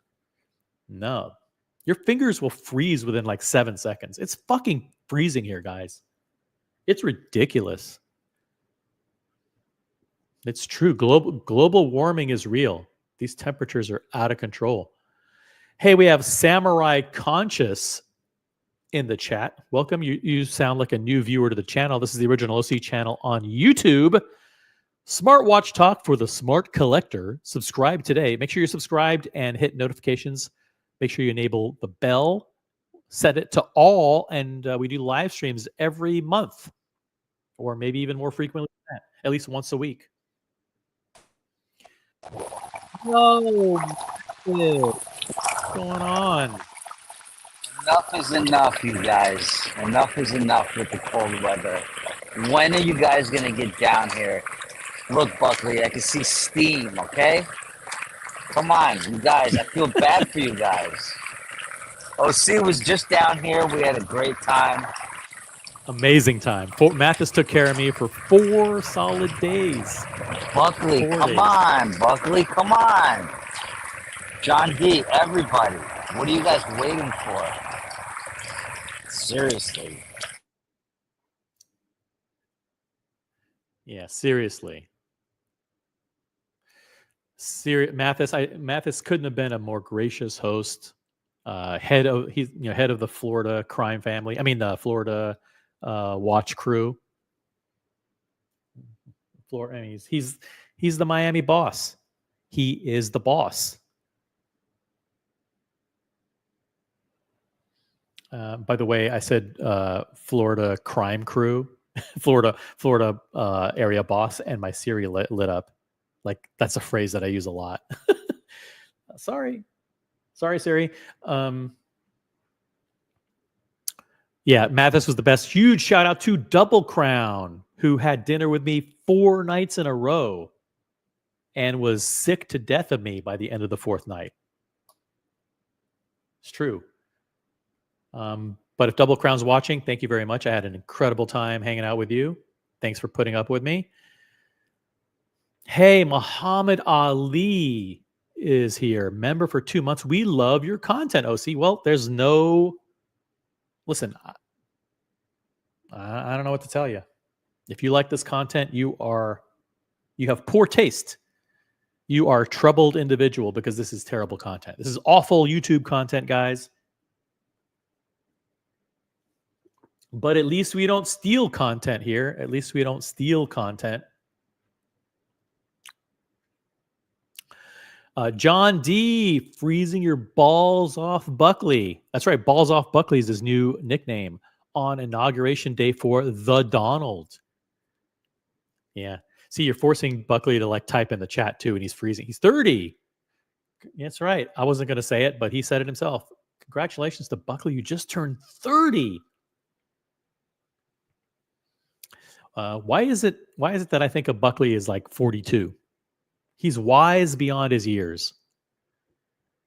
He's very mature for his age and very accomplished. And he's done a lot by the age of 30. You know, he's an entrepreneur, has an amazing wife, bought a house, starting a family, just bought a new car. I'm revealing too much information.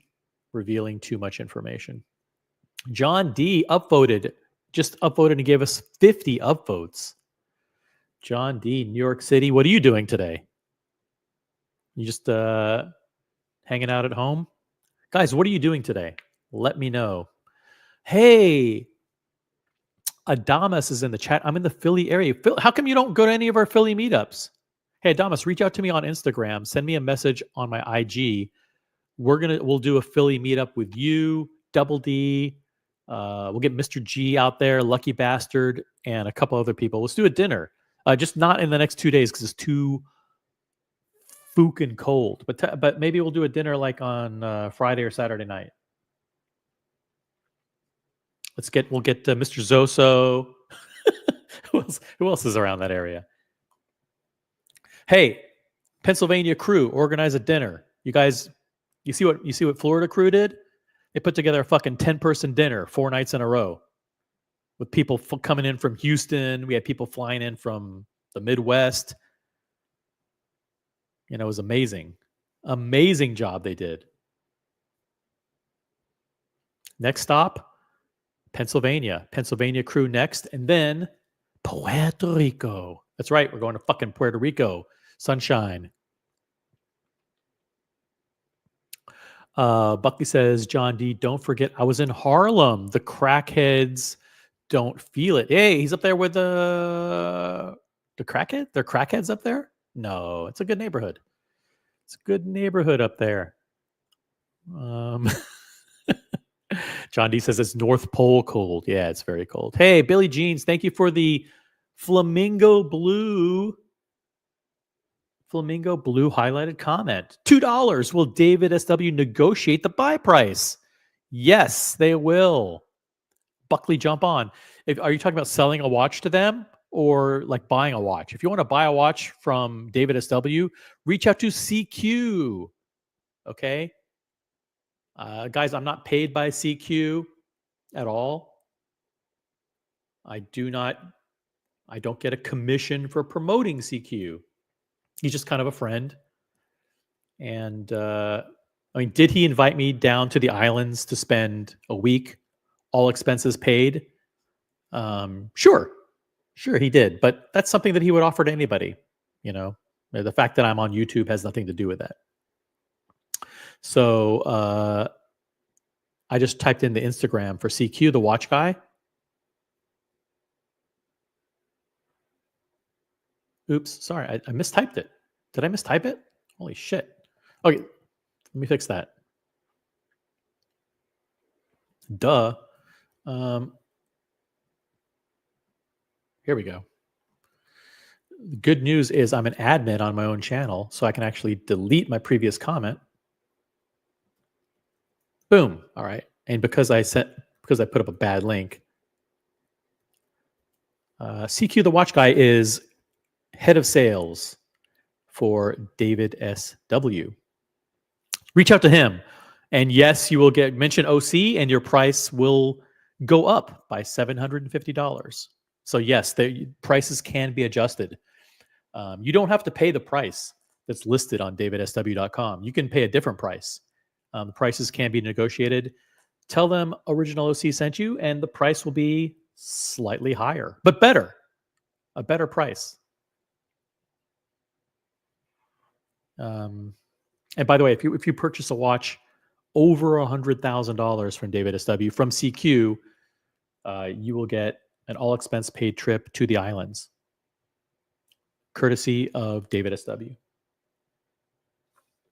Guys, this show is satire. Just a reminder that all opinions shared on the Original OC channel do not represent the views of Original OC or Original OC LLC. Thank you. Thank you for the flamingo blue highlighted comment. Billy Jeans. And Pennsylvania crew, set up the next meetup. Set it up. Wilsdorf and Davis is in the chat. Worst content ever. True. I think you're referring to this show. Hey, we got Eddie Mao in the chat. I got to tell you, New York is in the chat today. We've got Eddie Mao, we got Buckley, we got John D. New York crew is Florida crew was fucking great, I got to tell you, but New York crew is in the house today. Wilsdorf and Davis. I was 51. Did you just turn 51? Mr. Rolex?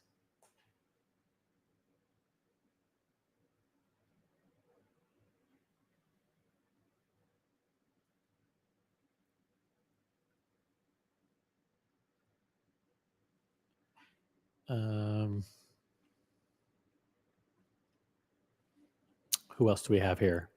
Good comments, by the way. Great comments in the chat today. Buckley says, my birthday is in the summer. OC is confused. No, it's throwing people off the scent. His birthday was last week. Just go with it. You don't want people knowing your exact birthday anyways. Florida crew, baby. Florida crew. 2 weeks of straight dinners, jabroni.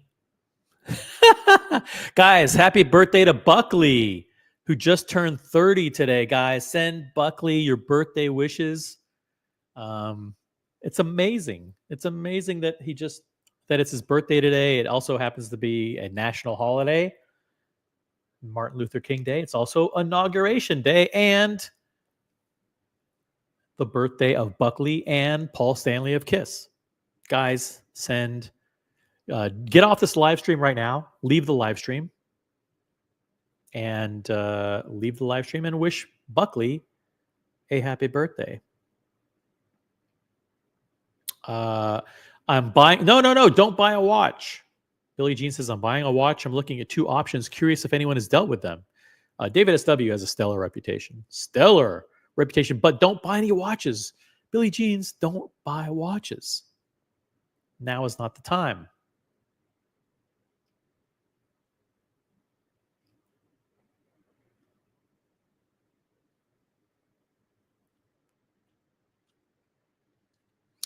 Wilsdorf and Davis, the 51st upvote. Is that possible? Do we even have? I thought we had 50. Oh, we have 54 now. Hey, Johnny O, wishing Buckley a very happy birthday. Guys, it's the birthday stream today. Happy birthday to Buckley.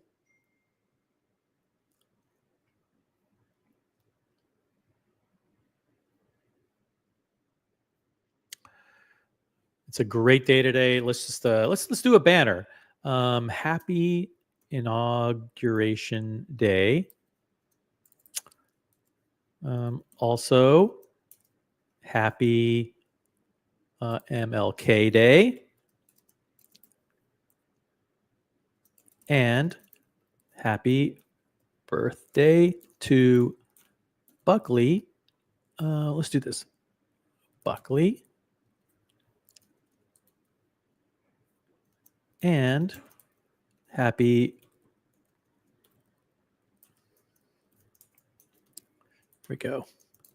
Let's do a banner, guys. Let's do the banner. Let's get the banner rolling.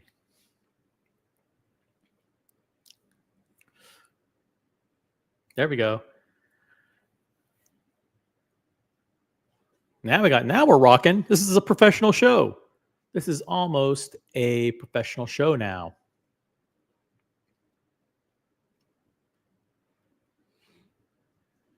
By the way, I want to thank P-Cars, who is apparently watching. P-Cars donated $100. Maybe he didn't want me to announce that. I'm going to make his donation private. P-Cars donated $100 to help Thomas Bernett, funding Thomas Burnett's trip to Watches and Wonders in Geneva. Thank you very much to P-Cars. Very, very generous of you. If you want to donate, click on the link at the top of the chat. We're almost there, guys. We're almost at the goal. Thomas Burnett is a fixture on these streams for years and years. Very, very nice guy. One of the nicest guys you'll ever meet. And if you come to Geneva with me, you will meet Thomas Burnett there. So yeah, click on the link at the top of the chat to thank you, P-Cars, for your very generous contribution to the hate streams. Ryan Hofre. By the way, if it weren't for me, everyone on YouTube would be pronouncing your name Ryan Joffrey. So it's Ryan Hofre. Ryan Hofre says it's going to be 15 Fahrenheit with no wind chill. I'm working on drafts in my house this week, and thanking God I don't live in Canada, John D. Yeah. By the way, what is that? Is that a CLK 230 that you have, Ryan? I'm just looking at your avatar there. CLK 230, that's the little tiny hardtop convertible, the Mercedes. My dad had one of those. He had like a CLK 230. Chicago is in the chat. Happy birthday, Buckley. How cold is it in Chicago, Johnny O? What is the temperature like in Chicago? It's got to be fucking brutal there. Absolutely brutal. Uh-oh. John D, sorry, OC, the watch buying has commenced. No, guys, don't buy watches. Don't listen to Billie Jeans. No, don't listen. Don't buy a watch, Billie Jeans. And fucking Alex, wristwatchholic, he also bought a watch. Guys, you're not following the rules. All watch purchases have to be reviewed and approved in advance by Original OC. That edict is in effect through March 31st. No watch purchases without prior approval. Ryan Hofre, thank you for streaming, OC. Fuck politics, USA first. And then we've got some, is it flags? USA, USA, USA. Thank you. Thank you, Ryan Hofre. Politics, it's hard to cover politics on live streams. It's because, you alienate half of the audience. I did watch a little bit of the Kush Club. Shout out to the Kush Club. I'm going to drop a link to the latest channel in the Kurlock network of YouTube channels. It's called the Kush Club. Subscribe today.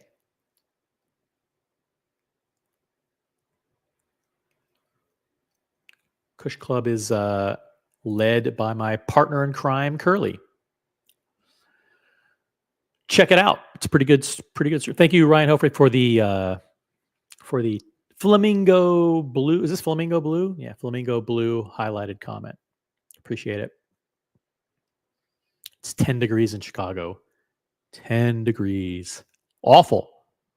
Awful. Sold my baby. Yeah. CLK 230 Mercedes. Sold my baby. It was a cream puff, but I'm too big and it's too slow. I'll miss the headlight sprayers. Yeah, it had headlight sprayers. Didn't it also have a windshield wiper on the headlights too? Yeah, the CLK. It's kind of a it's kind of a small car. Billy Jeans. Let's see if we can distract him from buying a watch. UFC, that stands for something. That's the what do they call that? The octagonal ring, and then they have the fighting. What's it called? It's not boxing. It's a God, my brain. Fuck, I need more coffee. It's like some kind of fighting. I forgot the name of it. Someone type it in the chat. Help me out, guys. Someone jump on the panel. Jeez, this is brutal. Anyone else feel like Umar Nurmagomedov should have been in title contention? MMA. There you go. Thank you. MMA. Thank you. Mixed martial arts. Anyone feel like Umar Nurmagomedov shouldn't have been in title contention and needed more fights under his belt? I don't know. Ultimate Fighting Championship, UFC. Thank you, Billy Jeans. Thank you. I don't know who you're talking about, but he sounds Russian. Sounds like some Russian guy.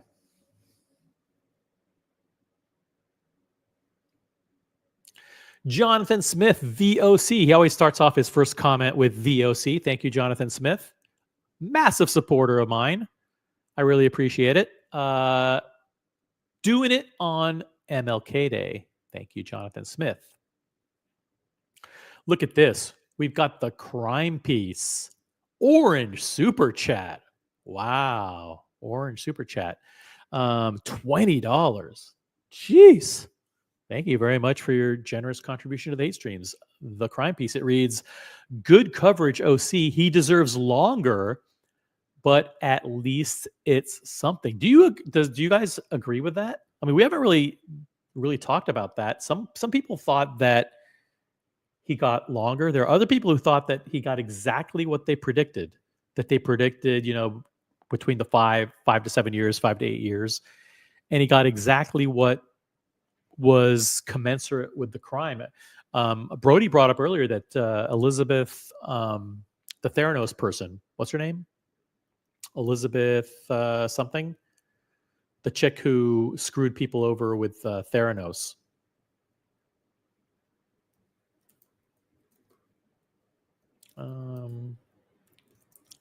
Elizabeth Holmes.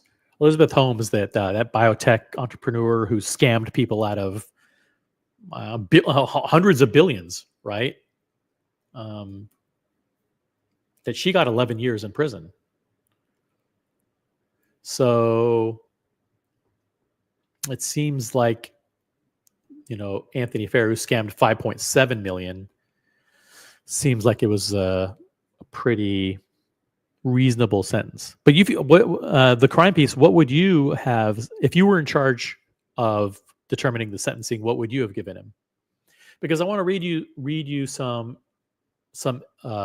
mitigating circumstances. Okay, some mitigating circumstances. Look, there are a number of factors. I don't think you understand the crime piece. I don't think you're being compassionate. Maybe you don't understand this case. Maybe you're clueless as to the facts, because as you can see here, there were a number of factors related to the defendant's upbringing, his addiction issues, and his personal tragedies that warrant consideration in fashioning Anthony Farrer's sentence. It's not about the crime, guys. You have to take into account the totality of the circumstances. And the crime piece fails to consider that while it's not an excuse for Anthony Farrer's criminal conduct, much of his prior criminal history appears to be related to alcoholism and addiction. Additionally, the defendant has accepted responsibility for his actions, both prior to his arrest through public admissions on social media, as well as by agreeing to plead guilty early during these criminal proceedings. His acceptance of responsibility includes, as discussed below, agreement to pay full restitution to the victims in amount no less than $5.7 million. His early acceptance of responsibility has saved the government resources, and the defendant should be credited with taking responsibility for his actions and agreeing to pay full restitution to his victims. Okay? So I don't think you are familiar with all of his circumstances. Okay? He has accepted responsibility. Therefore, reduced sentence.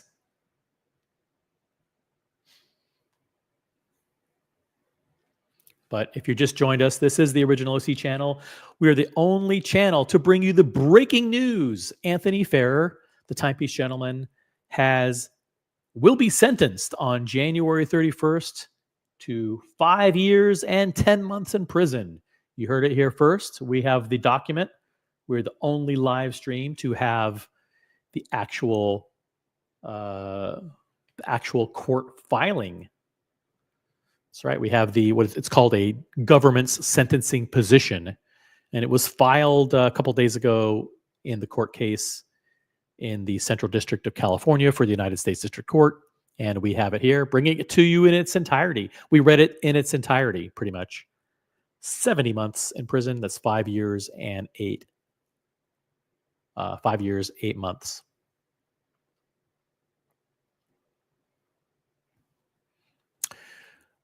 Thank you, Crime Piece. By the way, you're welcome to join the panel. I know you're not a panel guy, but you're welcome to join the panel. If you want to join the panel, if anybody wants to join the panel, I'll drop the link here. If you want to talk about this, share. If you want to voice your opinion in someplace other than the chat. Hey, we have Zyphos in the chat. Man, 6 years, Zyphos. Sounds like you're new to the channel. Maybe you came to us by typing in Timepiece Gentleman or something on YouTube. This is the Original OC channel. Make sure you're subscribed and enabled all notifications. We do watch content here. We do typically watch stuff here. Mr. Tudor to you, are gold Tudor bracelets approved for purchasing? No, they are not. They're absolutely not, Mr. Tudor to you. Thank you for checking in advance. They are not approved. Do not purchase a gold Tudor bracelet.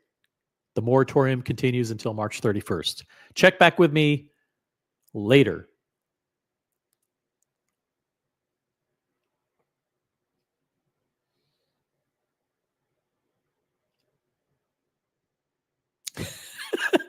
Matthias, as Luz calls him. He's been dubbed Matthias by Luz. He tried to sell art from jail, set him free. Yeah, he tried to do a good thing. He tried to sell like high quality art, personal art from his jail cell. Guys, show him some remorse. Show him some sympathy. John D.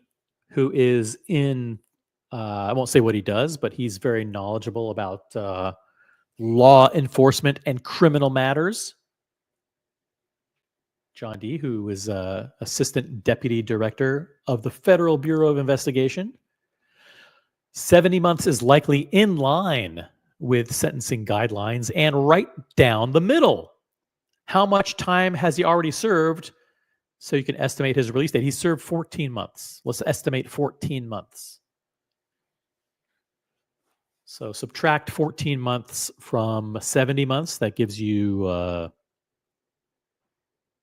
let's see, that gives you 84 months. I'm not good at math. You guys figure it out. You guys do the math.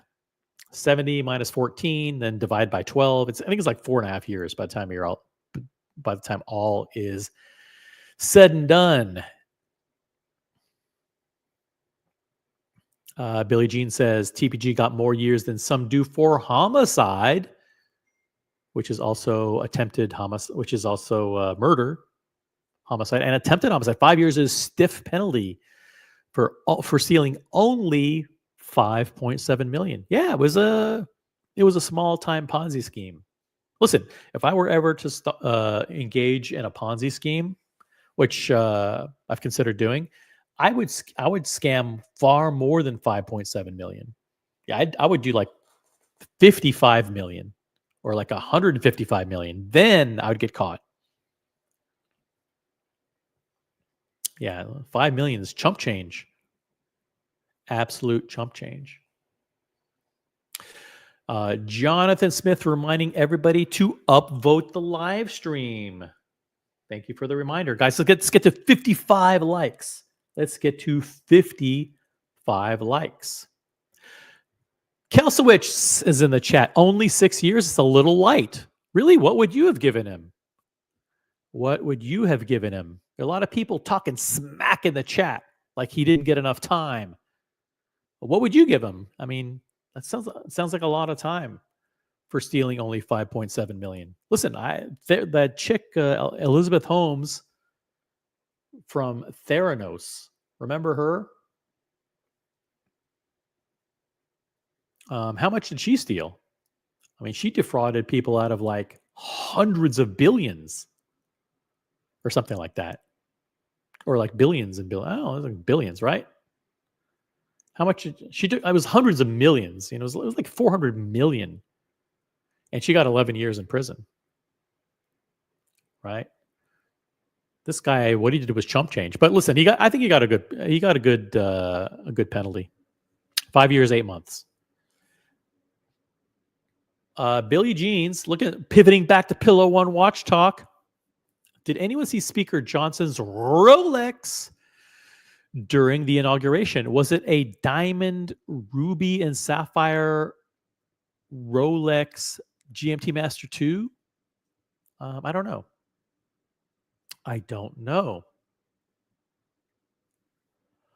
Keslow says he'll be working that 5 million off for life. 10 years would have been appropriate. There you go. Listen, Keslow's he would be a tough judge. I wouldn't want to go before Judge Kelso. Judge Kelso would have put TPG behind bars for 10 years. Kelso is one of the nicest guys. One of the nicest guys you'll ever meet. I don't think he would do it. Would he do it? Judge Kelso would be like, I don't know. Maybe he's tough. He's tough. He's a nice guy, but he's tough. He's tough on the criminals. The penalty should have been, to quote the warlord villain in Casino Royale, "I shall take a hand for this betrayal. Hold out your arm." No, we don't do that. We don't do that kind of cruel and unusual punishment here in the United States.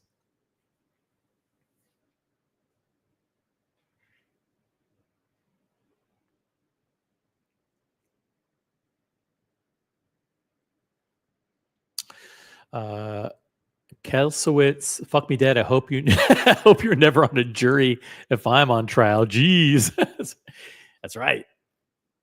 He's tough. Don't buy any watches. Kelso.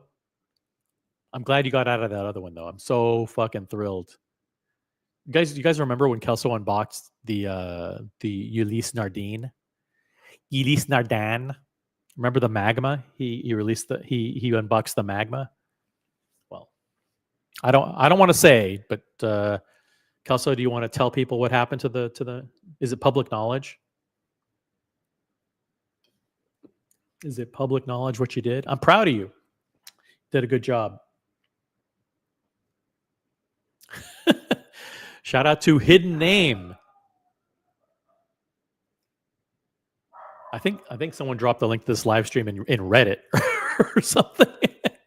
Getting a bunch of new viewers. Welcome, Hidden Name. Who's Anthony Fair? Very funny. Very funny.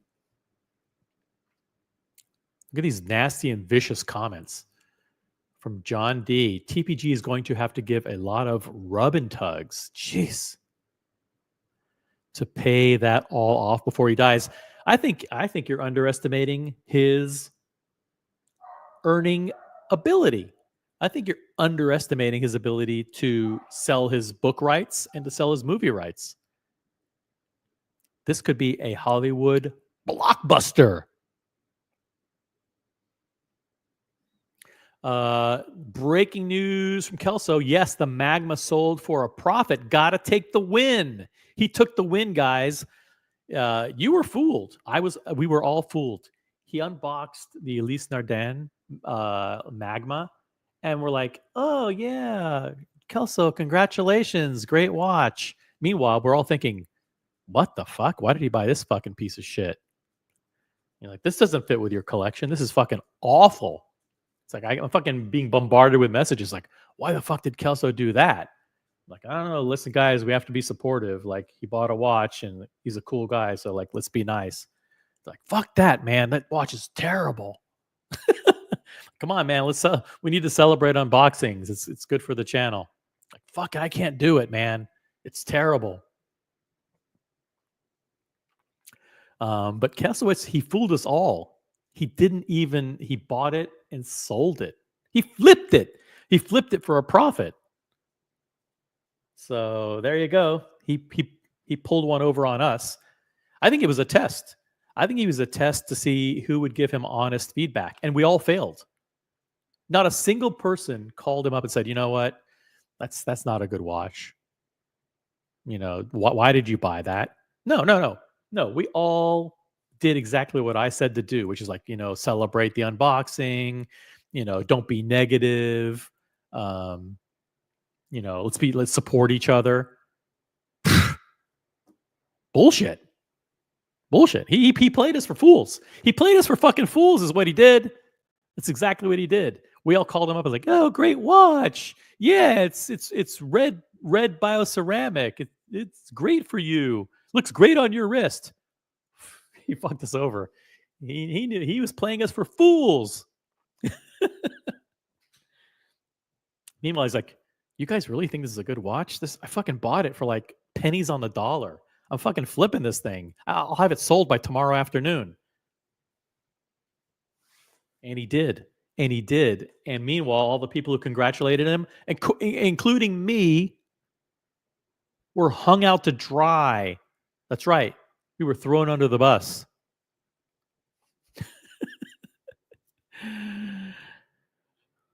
But I'm glad it all worked out. Glad it all worked out in the end. John D says, I'm disappointed in Kelso on the flip. Not even a month of ownership. Not even a month. It wasn't even 24 hours. The guy literally didn't have the watch in his possession for 24 hours before it was sold. He didn't even own it a month. Not a win. It was a great watch to actually own. See, you're continuing the ball washing, John D. I know you're thinking it's helpful, but it's not. What we should have done, we should put this up to a vote. Maybe like, should we have told Kelso from the very beginning, like, hey, this is a terrible watch?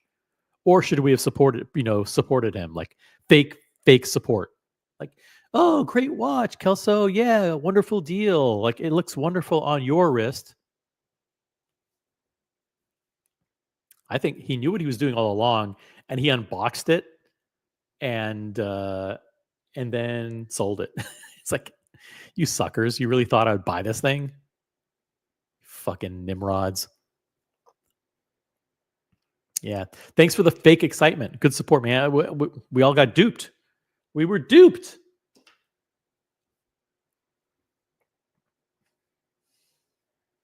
Yeah. Anyway, good live stream, guys. I'll go for another 5 minutes. Tell you what, if someone wants to jump on the panel, then you can join me on the. Hey, Hidden Name says thank you for the welcome. Welcome, Hidden Name. There's a lot of people trickling in. I think what I think is the news of Anthony Ferrer being sentenced to 6 years in prison is trickling out. There's people on Reddit. There's people on other YouTube channels that are probably, or people are searching and they're finding this live stream. That's all cool. It's good. Just to recap, for those of you just joining, Anthony Ferrer, aka Timepiece Gentleman, will be sentenced to 70 months. That's 70 months, 5 years and 10 months in prison on January 31st. So there you go. That's the breaking news. We'll give the 5-minute warning if anybody wants to jump on the panel. It's hard if you're walking through the city like Buckley, you can't jump on the stream because it's freezing. But if you're at home, cozy under the blankie, if you're under the blankie and you're toasty warm and you want to jump on the panel, feel free. But we will extend the show. We'll extend the show for 2 minutes for every super chat. How about that? But I want to do this. If you're tired of this live stream, and I can understand why you are, I want you to go visit my friends over in Germany at the Watch Ragazzi channel. Do me a favor, if you head on over there, they usually do great streams. They're in German, but head on over there. Tell them OC sent you. Tell them that OC sent you. Head on over to the Watch Ragazzi channel. And make sure you say that shout out to Original OC for sending me over. I would appreciate that. So yeah, breaking. Oh, look at this. We got the super chat. So extending the show for 2 minutes. Billy Jeans, Flamingo Flamboyant Blue, highlighted comment. Best secondary watch buy, $5,000 or under. Excellent question, but I don't recommend buying any watches, but the people in the chat are much smarter than I. They will give you better advice. I think the best secondary watch buy under $5,000 is probably a pre-owned Omega Seamaster or a pre-owned Omega Speedmaster. That's what I think. I think if you're looking for a watch under $5,000, you can't go wrong with an Omega Seamaster or an Omega Speedmaster. Guys in the chat, if you disagree, let me know. Your advice is probably far more important than mine. But don't want you to buy a pre-owned watch under $5,000. That's a mistake. Don't do it. You don't need it, and you'll regret it.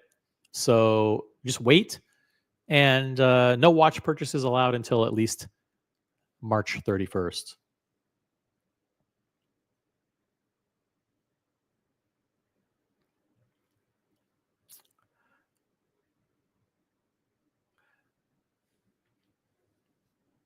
So there you go. Hey, Mr. GMT is in the chat. Happy birthday, Buckley. I'm here for sexy Buckley's birthday. Thank you, Mr. GMT. Mr. GMT's in Australia. I think he's in Perth, right? You're in Perth, Western Australia? Doxed. It's cool having Mr. GMT in the chat. By the way, the pinned link at the top of the chat is the link to the fundraiser for Thomas Bernett. I want to thank P. Cars for his contribution there. Really appreciate that. We're very, very close to the goal. Once we reach the goal, we'll be done.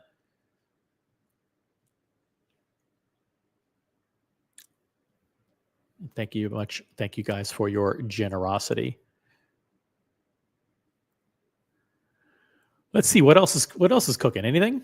Head on over to the Watch for Ghazi channel. Tell them that the original OC sent you.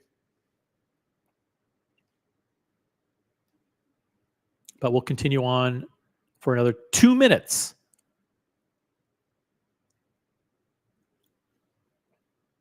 Yeah, this has been a 2.5 hour live stream. In case you just joined us,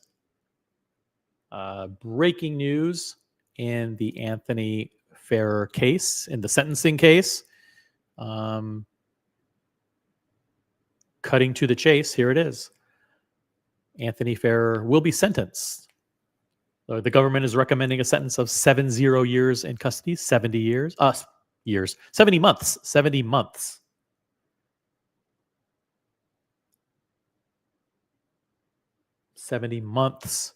In custody, 3 years of supervised release, 3 years of probation, and a payment of restitution in an amount to be determined later. That's because they want additional victims to come forward. But it's likely to be amount no less than 5.7 million. Oh, Darwin. Mr. GMT is in Darwin. Okay, cool. Thank you for that. Where's Darwin? Is Darwin Western Australia?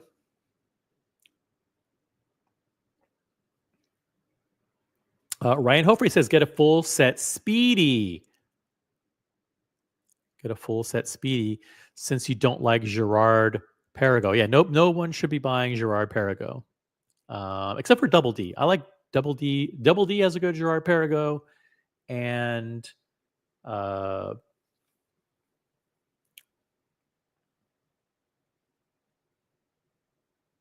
just want to hold on a second. Just got a message. Need to respond.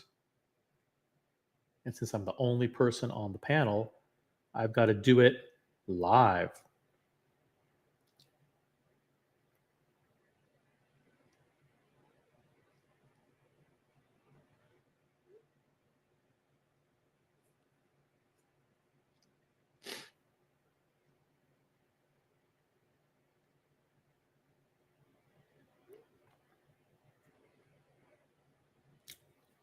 All right. There's still 40 people watching. How's that even possible? You guys must be completely bored. It's freezing outside. I get it. There's nothing to do. Hunker in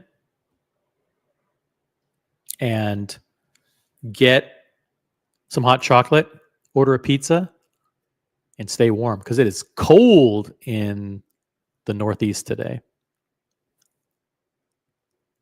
Full set Speedy. A titanium Speedy would also be epic. No. Ryan Hofrey, bad advice. Don't buy anything. Don't enable Billie Jeans. No purchases. No watch purchases. Even if CQ came on, the panel, I'd tell CQ, like, to his face, I'd say, listen, I'm recommending nobody buy any watches. Yo, what's up, GMT? How's it going? How's things? Long time no speak. I see. It has been a long time. What's up with your micro? Where are you? You're in the car? Yeah, I probably got shit audio. I just quickly came on to say a big happy birthday to Buckley. Huge happy birthday wishes to Buckley. Yes. It's his big 3-0, so it is a big deal. But you know what I believe is if it's one of our birthdays and it's one of the community members or whatever, colony members, you know, we've got to really celebrate it and really make it a big deal because everyone's birthday is special. And, you know, if we can get to that next birthday, it's a big deal for everyone, you know, so we should really embrace it and, send our wishes out to those people. So, Buckley, he's a very private person. Happy birthday. Well, you just made it announced it, so it's not so private anymore. What do you want me to do? I mean, hey, it wouldn't be the first time I revealed private information. No, I'm glad you did. He's a good man. So, but I just came to say, big happy birthday and say a quick hello to you. And I'm driving at the moment, so I'm going to jump off. But Thank All you right. for having me, Be and safe. we'll Yeah. talk again soon. Stay sexy. Bye. Thank you. There you go. Mr. GMT jumping on the show. Good to have him.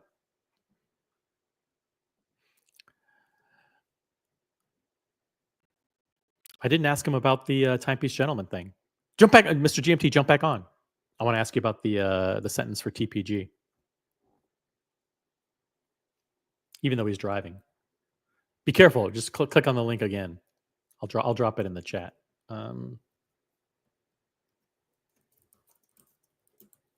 If anybody wants to wish Buckley a happy birthday, or quick comment on the TPG scandal, let me know. Just jump on. Yeah, the big 3-0, the big 3-0 for Buckley. Celebrating with a giant tray of baked ziti and a giant bowl of ice cream tonight. In case you just joined us, Original OC channel, make sure you're subscribed. Breaking news, Anthony Fair, the Timepiece Gentleman, will be sentenced to 70 months in federal prison on January 31st. This is the Original OC channel. Smart watch talk for the smart collector. Make sure you're subscribed. Ryan Hofre says, no apologies for my taste. Titanium is a love it or hate it proposition. Time to work on the house. Bless you, Mr. GMT. All right, back to work. Back to work, Ryan.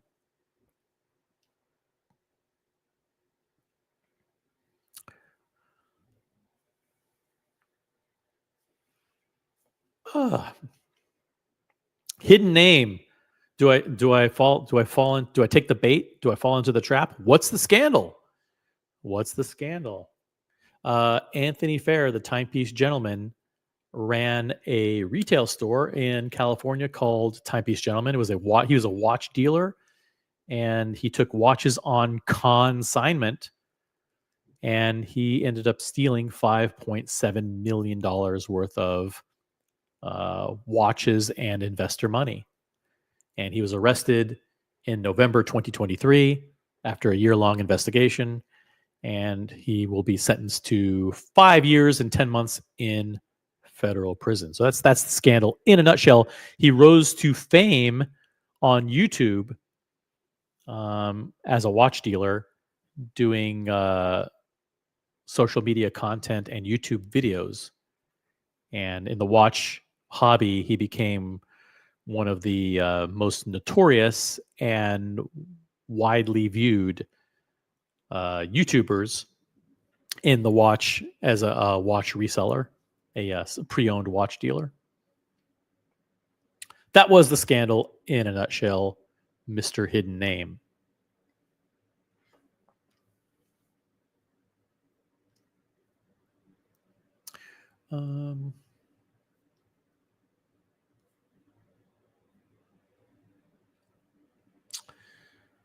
Let's see here. Is there anything else going on? It's a holiday, so I hope not much is going on. I don't want to really cover watch news. Watch news is boring. I don't want to cover like the Flamingo Blue Tudor. Shout out to Mr. Tudor to you. But we did cover that already on a previous show.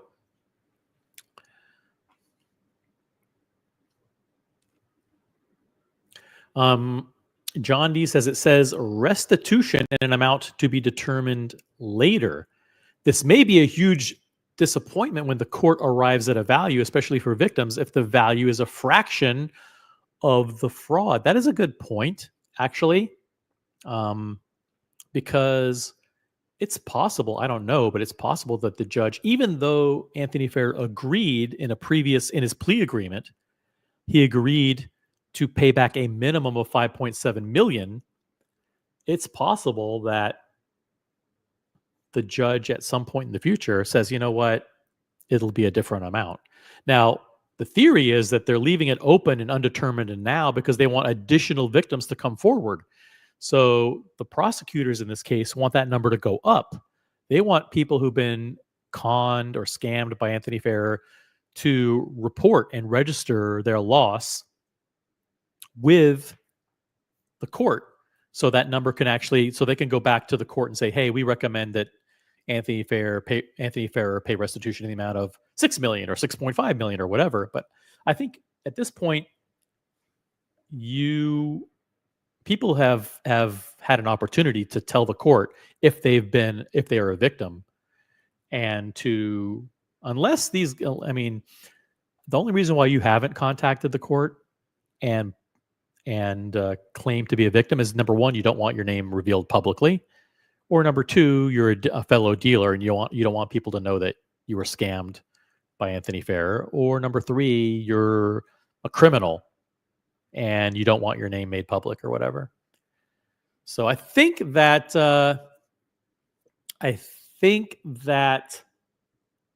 the amount isn't likely to change, and I hope the court follows the previous plea deal and orders him to pay restitution in the amount of $5.7 million.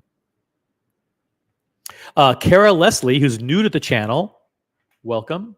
Please tell us, by the way, if you're new to the channel, tell us how you found out about this channel. Like, were you just browsing and it came up as a live stream?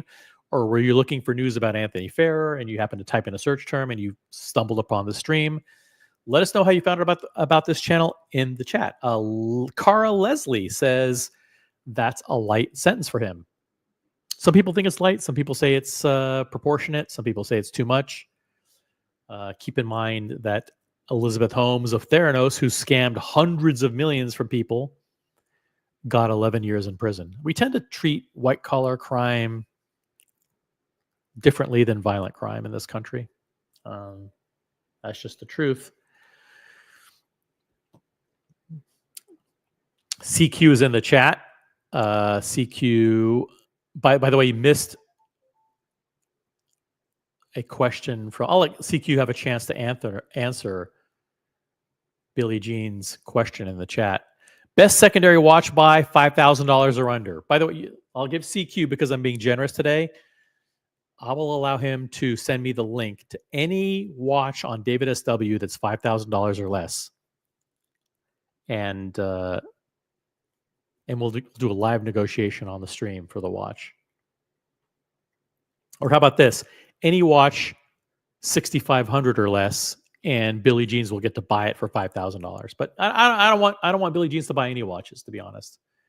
Do not buy any watches, not even from David SW, unless CQ gives you a smoking hot deal. CQ's not working today anyway. He's busy. He doesn't want to be selling watches, guys. It's a holiday. It's a fucking holiday, man. No watch purchases. Oh, he's a sneak. He dropped in a link in the chat. Okay, let's take a look at this thing. You're going to go to YouTube to see it, to be honest, because I can't. YouTube doesn't allow me to see links. All right, let's pull it up, OC. Pull it up. Okay. Here we go. Black Bay 58. This is from Tudor. Strike one. Tudor Black Bay 58 silver. This is the Black Bay 58 925 with the taupe dial. 4,175.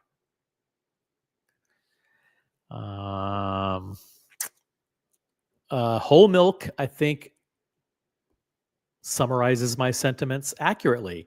CQ, just because you're a friend of the channel, that doesn't mean you can recommend Tudor. Yeah, it doesn't mean you can tell people Tudor is great. Yeah, CQ says Tudor 925, great value. Remember, just because it's a great deal, it doesn't mean it's a good deal. Don't buy CQ. Sorry, man. I can't allow this. Can't allow this shameless spruiking on my platform. Do not buy Tudors.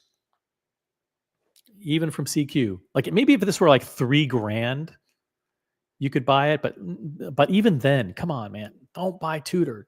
It's, it's not good. It's a good watch, but it's like a good starter watch for like a kid in elementary school, or let's say you just graduated 6th grade, and your parents want to give you a watch. This is a good watch, but come on, Billie Jeans, come on. You should be looking at Rolex. All right, CQ. Shameless spruiking engaged. What's up? Your mic's not on. Check your mic settings. CQ has a full-blown studio at David SW and at home. So sometimes his... Can you hear me now? There you go. There you go. There we go. What's happening? Not too much. Happy Inauguration Day. Happy holiday. Martin Luther King holiday today. Happy birthday to Buckley. Happy birthday to Paul Stanley of KISS. Happy birthday, Buckley. Happy birthday, Paul Stanley of KISS. I love that. Yeah. All right. So, all right. I'll give you 3 minutes. 3 minutes to plug the Tudor 925 from David SW. But I don't recommend that anybody buy this watch. Not because it's not a good value, but it's just, you know why. I just don't love Tudor. But go ahead. I mean, compared to where the prices of these were 2-3 years ago, I think this is a good steal. The reason why I suggest it is retail on this is $4,800. I got it at $4,175. You twist my arm, you're a family of OC. I take care of you a little bit better than that. It's a silver watch. They're just something that's not made. So it's a relatively easy piece to get. That's relatively rare. Would you call that precious metal? Is that considered a precious metal? If you consider silver precious metal, right? This is a precious metal watch. That's right. If you consider silver precious metal, then this is precious metal. But if you don't, then it's not. But if you do, then this is a precious metal watch for only $4,000. Exactly. But to me, it's a unique material. I don't get into silver, so the price of it doesn't matter. But it's a unique material, and it's something you don't see every day. It's an under retail watch. Over retail, I thought it was a little bit too much, but I do love the color of it as well. And because it's silver, it has a really nice luster to it. So it's a really good look. Again, under retail, I love it. Over retail, didn't understand it. But I think, listen, you get this under $4,000. Is that a bad watch under $4,000? There's other watches for sure, but is it a bad watch? Yeah, it is. You're gonna say yeah. Yeah, it's really bad watch. It's Tudor. It's so nobody that watches this channel should be buying Tudor. This is a channel for elitists. It's a channel for hype collectors, snobs. This is true. I think Omega though. Omega would be my suggestion for best pre-owned Omega Seamaster or Speedmaster would be good. But even like Billie Jeans is someone who watches this channel a lot. He's always watching a bunch of other watch streams. I think on these streams we're always talking about Rolex. The chances are that he'll buy this and he'll be like, shit, I bought a watch for $4,000. And now I really want a Rolex. And then he goes to buy the Rolex. Like, oh, can I trade this in? Like, yeah, no problem. Let me see. Oh, it's a Tudor Black Bay. Oh, we'll give you $1,750 for it. And he'll be, oh shit, what are you talking about? Like, I thought this was a $4,000 watch. It's like, so maybe you just wait. Maybe you wait and get the Rolex that you really, really want. That's just maybe a different option. No, I agree with you. This is definitely not a watch you get in lieu of getting something else, because you're right. If you trade this back to me, I gotta beat you up on it just because it's a Tudor and there's a lot of volume a lot of quantity of them in the market. So I gotta beat you up on something like this, right? But so this is something that you buy to keep. This is not something that you buy, to wait. This is a great watch to give your new stepchild. This is a great watch to give to your stepchild for boarding school as well. My last, have a better time than they would. They would see this. You have to first you have to announce the person, because these are people in the chat. Egomaniacs. So you have to say Whole Milk says Tudor is a great watch to gift. It says these are great gift watches. Great watch to gift to your new stepchild who you're about to ship off to boarding school. That's right. If you have if you have a stepchild who's a real pain in the ass. Yep. Who's a real nasty, like a real prick. And you're getting rid of him and you want to celebrate, then this is a perfect watch because it'll be worthless soon anyway. He'll probably lose it or destroy it. That stupid, nasty. Exactly. So you might as well when you pick up your Daytona or something. You don't want to give him a Daytona because the son of a bitch will treat it like shit. So for sure. Or he'll lose it, or he'll lose it in a card game. Exactly. Something like that. Stupid. So give him a watch that's worthless to begin with. So when he loses it, there's no hard feelings. Not a bad idea, it's tough, man, because I love Tudor, but I understand all the sentiment. Can I ask you a question? Sure. What's the can you reveal confidential information? What's the average transaction price? Maybe you don't know it. The average transaction price on David SW. Oh, man, that it's very varied. I'd say, like, if I just had to throw a number out of my head with everything. Don't throw out a number. Ask David and then come back when you're on next time. Let us know, because there is like, we want to know like what the average is. It like 8,000? Is it 7? Is it 12? Yeah, I think it's a little bit lower than you think. Like, we sell a lot of high-end stuff, of course, but we sell a lot of Mega. We sell a lot of Tudor. We sell a lot of Grand Seiko, not as much as before, but we sell a lot of pieces under 5,000, as much as we sell over 10,000, over 20,000 or so. So we're at David, we're very. Variety is the thing. Even like, when I first, was going to join with him, and I'm like, so what's your, what's the direction of the overall company? Are you looking to go up market? He's like, no. I love selling watches. I love selling watches to people who like buying from me. So if something has a market for it, we're going to take a shot. But he's not afraid to even sell watches for $1,000, $2,000 if it makes sense for the community. If it's going to sell really fast, he'll take a shot at anything. But yeah, I'd say if you look at our the shipping desk and what's going out, a little bit of everything. It's very like interesting, where it's a little bit of everything that goes out. Some days will be an all Tudor day. Some days might be Richard Mille and all Patek's, or some day might be like Omegas, one Richard, or something like that. So it's a really good mix, honestly. It's a very good, if I was the owner of the business, I would love that variety, because that means I have consumers from a far expanse of backgrounds and collecting behavior buying from me. Yeah, but let's be honest. The David SW, the claim to fame is offering very new looking watches, very pristine mint condition watches that are from primarily Rolex, that are newer than 3 years old. That is really the claim to fame. Not watches. You don't take in Longines, you don't take in Oris, you don't. No. But again, it's not like, it may not be the calling card, but that doesn't mean that we don't, we're not going to we don't service those clients as well. But no, like, Longines you probably wouldn't find now, but I'm sure if you checked in the past 4 years on the website, a few Legend divers have passed through, a Big Eye or something has passed. You know what I mean? Like, things like that have like come through and like sold really, really well. Tobister McDonkey, I kind of like the blacked out Tudor and the monochrome, but overall Tudor sucks. Thank you. Yeah, the views of Tobister McDonkey do not represent the views of CQ, OC, or the original OC channel. Thank you.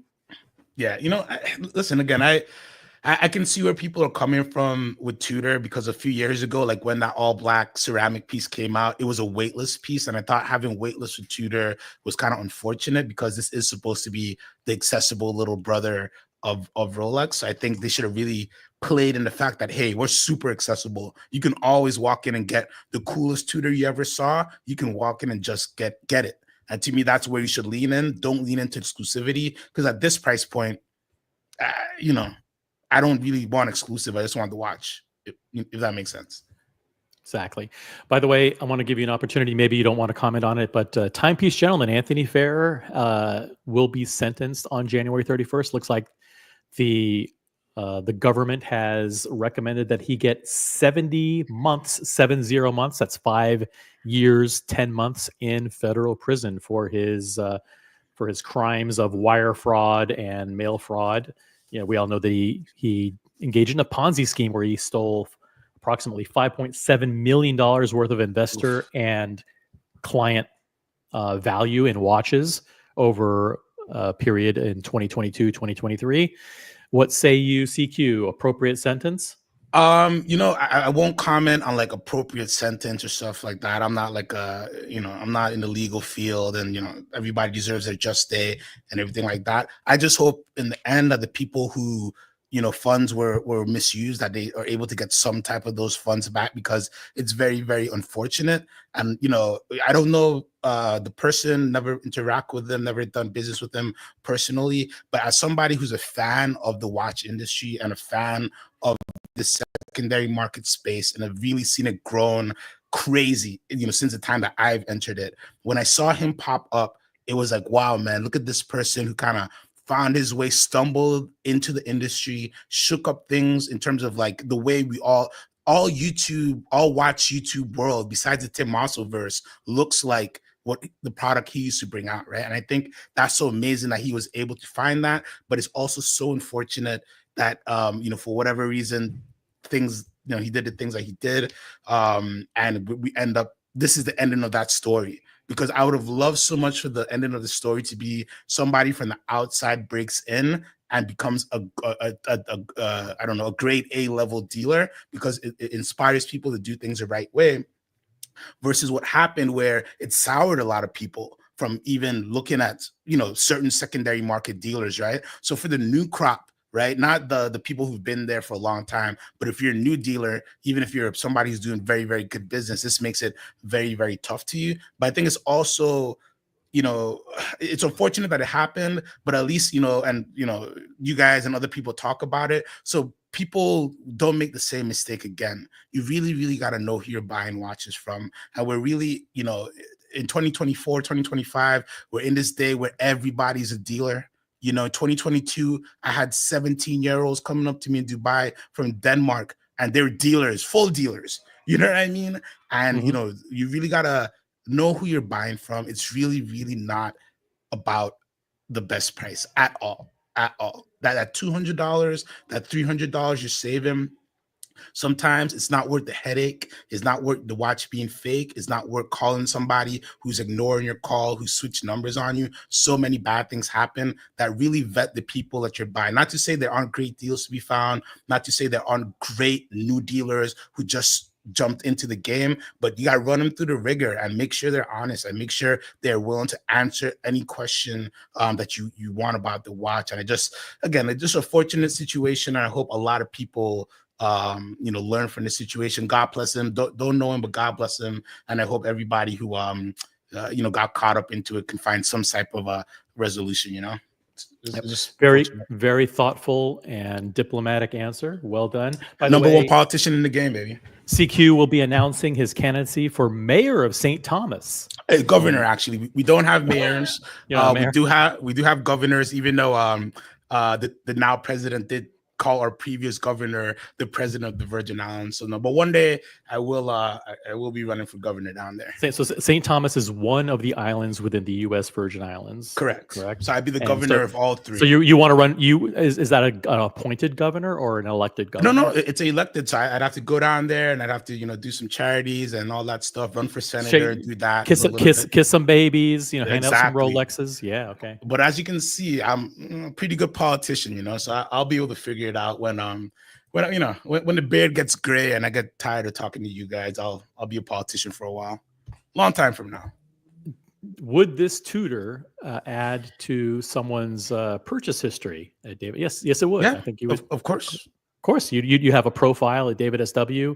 You would have an account. Your profile would note that not only did you buy something, but you bought a tutor. So that's like two check marks in your profile. I mean, it's very, very, very smart of you. If you were going to buy this watch, it'd be good to buy it from David SW. Yeah. I will say the people who get to beat me up the most and squeeze the best deals out of me are the people who buy from me more than once. It's just a fact of life. Like, and not to say me, but anybody, you should find a good dealer and be loyal to that dealer. And that's really when you get the most value. The people who get the most value out of the relationships with me in terms of just transactional wise will always be people who I can go to my boss and say, hey, they just did X. So-and-so's back. So-and-so is back again.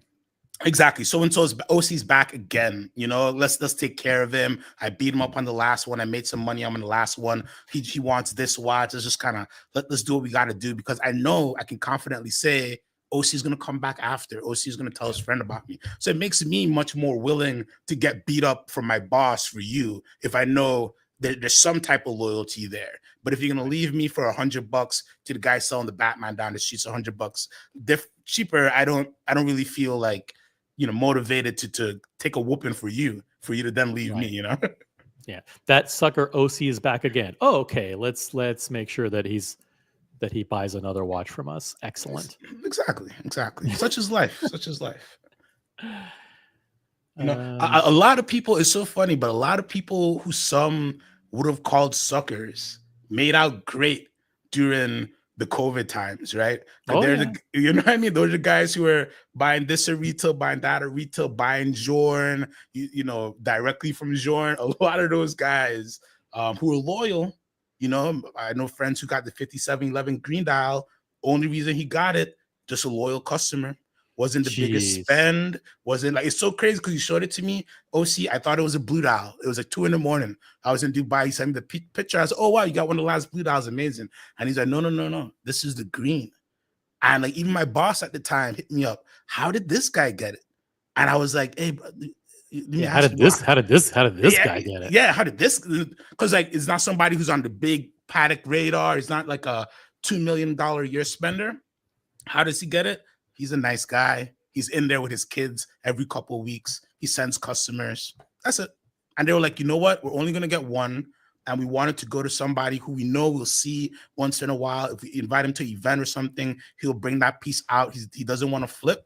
And that's who got it. Like, it's crazy. And he got one of the first ones in the country. And all really just nice guy and just loyal to his local ADs, to be honest with you. Nothing crazy. Nothing crazy that somebody who's already buying, Rolexes and stuff couldn't do, Mm-hmm.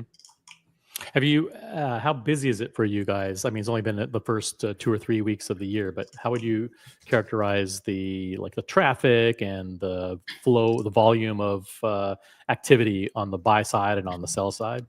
It's pretty good. My year is off to a good start. I've been selling pretty consistently. We're getting a lot of orders direct from the website. So a lot of inventories moving in and out. The weather is kind of affecting us a little bit because a lot of clients are stuck in different places. And it's always weird to ship too much during winter storms because then FedEx, this is the one time where you can't blame FedEx, right? Where it's really storms and things like that. So you kind of shy away from people shy away from sending watches in, and you shy away from shipping watches. Exactly. People are like, oh, let me wait till next week. And then we also, depending, like, if you're in Texas right now and stuff like that, I'm like, hey, do you want to wait till the end of the week or things like that? But now with this is a real test, right? Inauguration Day is a real test of crypto and the watch market. Could this really, the heaviest spenders, the people who really push the market either which way, this is when they have to decide what they want to do with their money. And then we'll see what really happens. Crypto's been doing good for the past few months. A lot of those guys will probably liquidate a little bit. I think we're seeing some of that. Overall, though, business is humming along good as possible. Prices are pretty stable. Things that should be soft are soft. Things that should be premium are premium. And guys are still buying big watches, still, at least for me, day dates. And they're talking to me about big pieces still. So no, the normal stuff. I think, any good dealer, if you're at a certain size, you're going to be okay. If I'm a smaller dealer, I probably have a much different story to tell, Yeah. Have you been able to, over the last 3 weeks, detect any change in the Rolex expectations, like people coming to you and wanting to sell brand new pieces that they've acquired?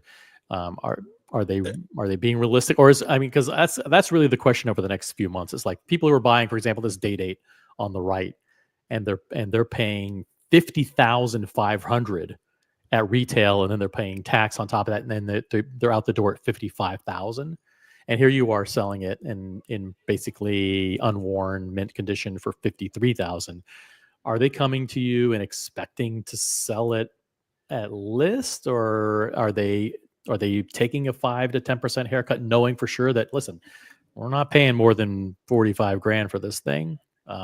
What is the sentiment of the Rolex specific sentiment out there, given that there's been I'll characterize them as massive price increases on Daytonas?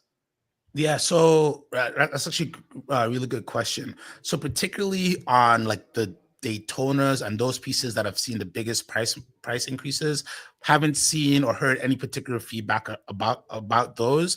The issue will be though, there's no real reason for me to overpay just because you overpaid. Not overpay, Right. but just because the There you retail go. price Yeah. was paid up. Because I think a lot of people, because I had somebody last night arguing with me over a deep sea challenge titanium, and he's like, hey, retail is X, you're gonna make 13,000 if you sell it to me for $6,000 off your list. And I'm like, you know, do you not think if a world existed where I could make 13 grand on a deep sea challenge, right, which is not the most attractive Yeah, get the watch, fuck out of here. what are we talking about? We got to take this out, guys. We got to take this out of your brain that somebody that I as a dealer is purchasing a watch at retail, going to mark it up so much, and like, you know, like it happens, but really not that much, especially these 2024, 2025, it's not happening. So what's going to happen with all of these Daytonas and day dates with these great price increases? Like, yeah, maybe a 2025 fully stickered or something like that can command some type of premium. But look, the one that I'm selling now at 52,875, that's a fully stickered unworn one, 2023, right? I don't see a world where I take in a 2025 and I'm charging 65 on it. I just don't see somebody paying me that much for a 2025. Therefore, I don't see how you get your 15% increase in the retail price out of it. So yeah, I think everybody who's picking up this year these pieces, in terms of their resaleability, you know, they're underwater for sure. So hopefully you're doing the right job and, you know, doing the right thing and getting your profile up with certain ADs. But I don't think it will affect the pricing too much in the long term. In the short term, there are like dealers who will overpay for 2025. There'll be clients who post directly on Chrono 24 for very, very high prices. But I really don't see anybody, you know, why would I pay 10 grand more when I could get this 2023 stickers on?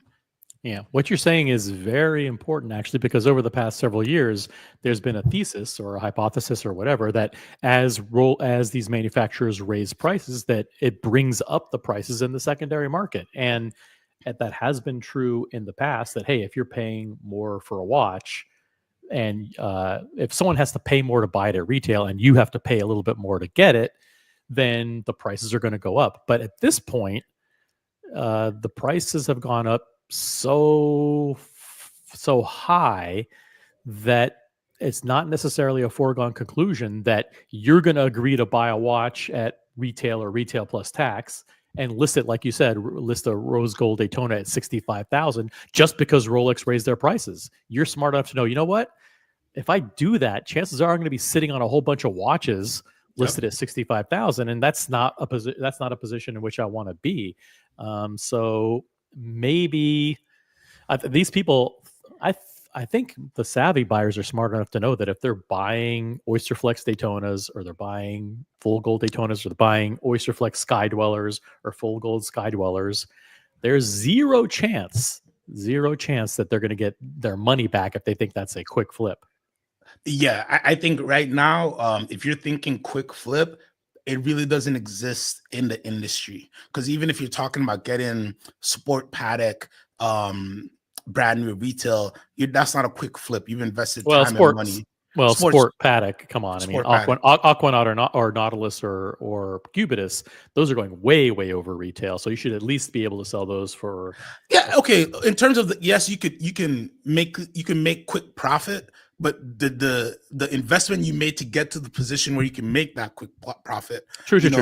Yeah, that game is that game's over. If you just want one piece from we've talked about this before. If you just want a blue Royal Oak, or if you just want an Aquanaut, or if you just want a Daytona or a GMT Master 2 or whatever, as one watch from Rolex, the game has definitely changed, where it's really, really difficult to play the AD game and to make it a financially profitable process. Yeah. I think people right now, like, this is not a financial. It's a financial decision because you're spending money, but there's no financial gain here. You know, I make money off of watches because that's my business. I also take huge losses on watches all the time. And I think really, people why? don't. Why is that? Is it because you bought high, or is it you bought watches that you thought you'd be able to sell quickly and they end up sitting for a long time, and you're like, just got to get rid of this thing, and you wholesale it out to somebody, or exactly, and not necessarily hair. So I don't want to say hair specifically because here we're pretty tight, but I'm sure hair as well. Anybody who's a good dealer looked up at a watch that they bought too high and said, I need to just sell this thing to a guy who's a good client, who's going to be loyal, give me a good review, take the losses and move on. You know, and most good dealers are doing that. Only the ones who live in fantasy world will just prop up prices on Chrono 24 and live in that weird world. But right now, if you're buying watches retail, it should be because you like the watch. It should be because you want to make a connection with that AD or that brand or that boutique that you're working with. You should, if you don't get a discount, you should be pushing for either some type of swag or something that cements your relationship, or get the path together on the watches you really want if you're getting watches that you don't like 100%. Because a lot of guys are still getting caught today. I'm working with a client right now who's a wealthy individual, and he just kind of started his watch journey, but he's starting on the high-end side. So he's going to all these boutiques and everything's available. If you go on Reddit right now, you'll see, go to the Vacheron Constantin subreddit, you'll see people posting a 1921 historique Eastern Arabic dial platinum case, right? There are people who are seeing this piece being offered this piece in the US. They're people who've been offered this piece in Asia as well. The one that's on Reddit right now, that's from a Hong Kong showroom, and that's to show you how weak the brand is. Because before, an Eastern Arabic platinum piece, you'd only show to the Middle East. And then that's something that would kind of leak out, and then people would hunt for those type of pieces. So, you know, that client showed me all the pieces he's being offered, and, you know, I'm not going to say everything because this is a recorded thing, but pretty much anything that he could want, he was offered, and he hasn't bought a VC from them before. You know, he's just somebody, if you look him up on LinkedIn or whatever, it's like, oh man, this guy has some scratch. So that's to show you, like, and even to that client, I'm like, hey, don't just take everything that they're offering. Just because they say, hey, yeah, you know, I'd love to get you everything on your dream list. You don't say yes. You go back and you reflect and you say what you really want. And you say, okay, obviously you want to sell these watches. I'm talking about giving you a couple $100,000. What are you going to give me? Right now, it doesn't have to be a quid, you know, it don't have to be this or that, but like, this is a lot of money I'm giving you. Are we going to enhance my relationship for future watches? Are you going to give me some swag? Is there like a dinner or event I can get invited to? I think you should just know your own value. That's what I'm trying to say. You as a client, as a collector, should know the value that you present to these brands, and don't just let some essay out there pump you for money, pump you for sales. And I say that as an essay. You know, I'm more than an essay, but I've been an essay. So don't let any of them out there just pump you for their pockets where you're not getting some type of value. You're thinking that you're getting put up on some imaginary list. Ask them, hey, am I on the list? Is this realistic for me to think I could get a chronometric blue? Or is that just a fantasy? It's okay, but don't let me walk around in fantasy land, take my money, you're taking my deposits. Nah. Where this is in 2025, if you're a friend of CQ and you're hearing this, you're hearing my voice, you are not being taken advantage of in 2025. It's over. Let's Fantasy land is over. Done. Speaking of Fantasy land, we have 60 likes on the channel, which is absolutely incredible. Thank you guys for upvoting. We got Aussie Expat in the chat.